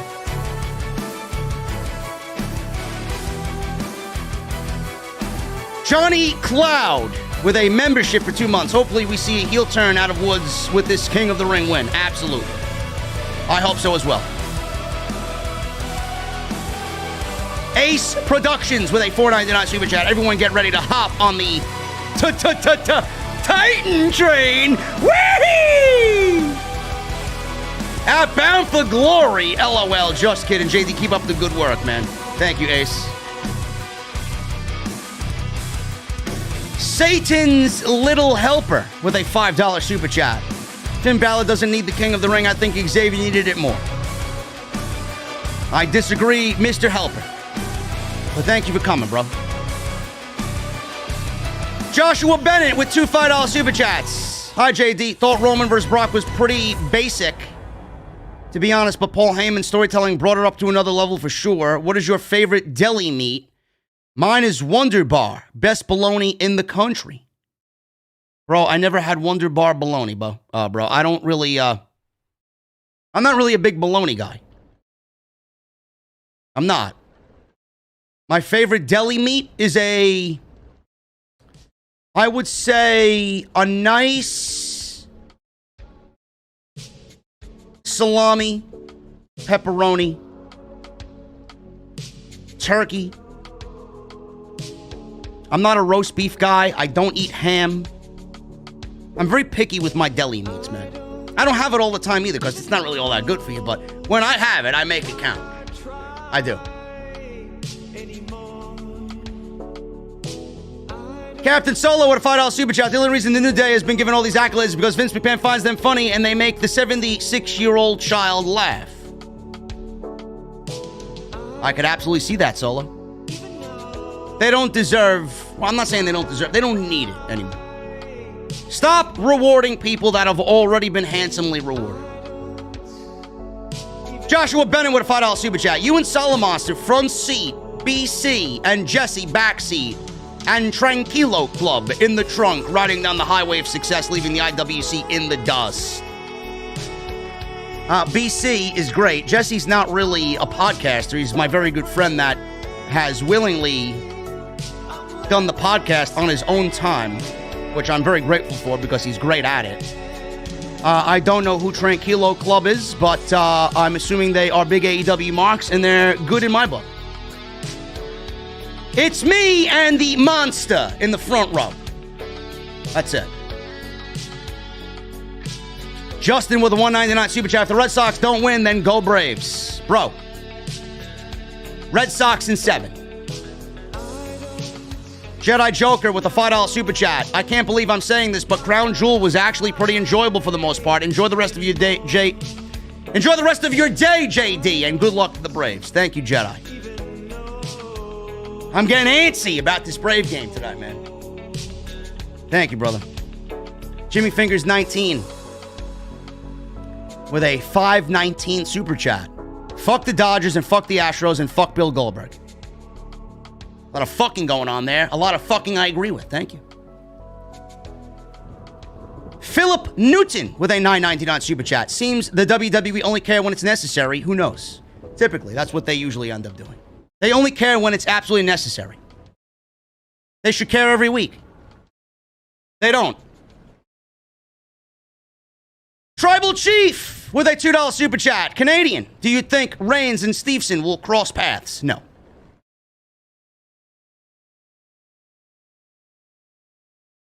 Jason Barker with a $5 super chat. You going to Taco Thursday tonight? Because I didn't even know there was a Taco Thursday. Is it Taco Thursday in the venue, Jesse? I wasn't filled in on the menu. Oh, there are tacos on the menu. Titus makes a mean taco, you say. All right, good. Good. Taco every day sounds more like a JD thing, but we can't do that. It'll get boring. Yo, shut the fuck up. Go make me a fucking margarita, man. Shut your mouth. This guy over here complaining about fucking Crown Jewel, man. I don't believe this fucking guy. What the fuck is wrong with you, man? We're trying to enjoy our evenings over here. I need to get funny before the Braves game, okay? This fucking guy. JB with a $2 super chat, UK. Do you think Edge and Rollins was WWE Match of the Year? No. I do not. Tristan Turner's with an Australia-mite $5 super chat. Hey, JD, good review. Couldn't watch Crown Jewel because I was up all night watching the G1 finals. Did you hear or see about the injury to Ibushi in the finals? No, I did not. What happened?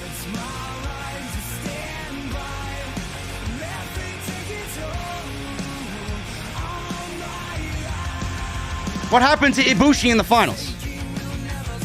Did he get a concussion again?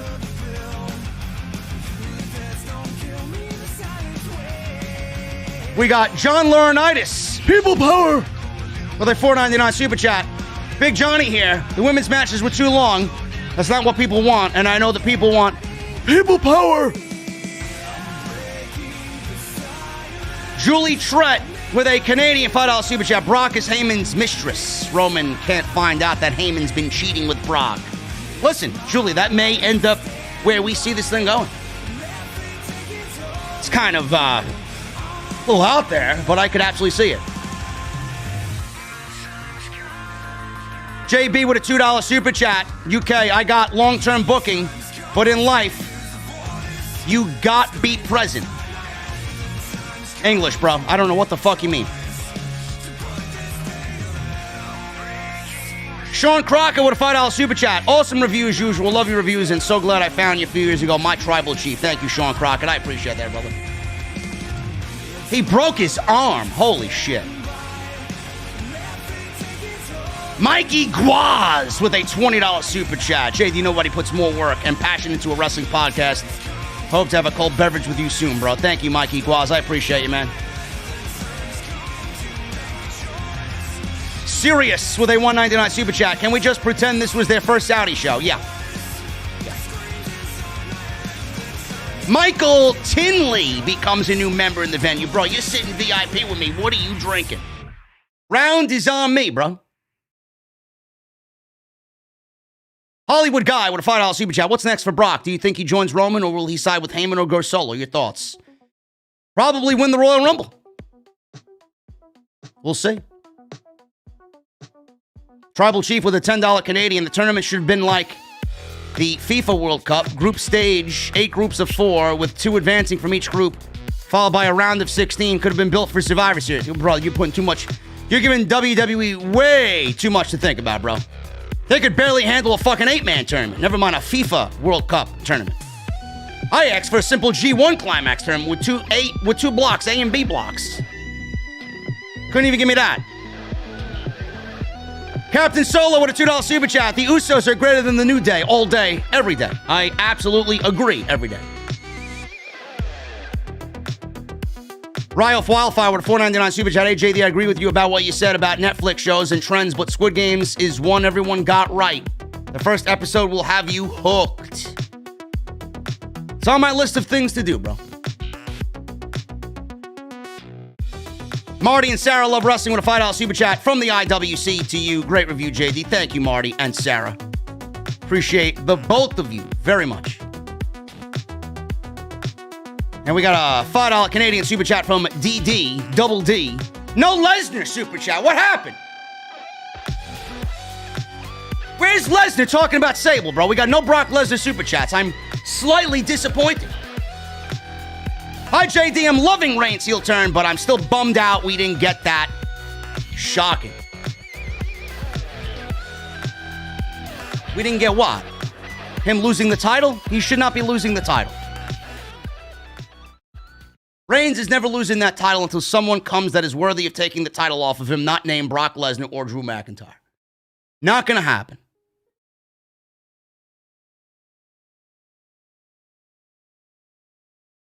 Yeah, Keno, beer is not for you. You must be drunk saying that LA is going to win it in 7 games. Sober up!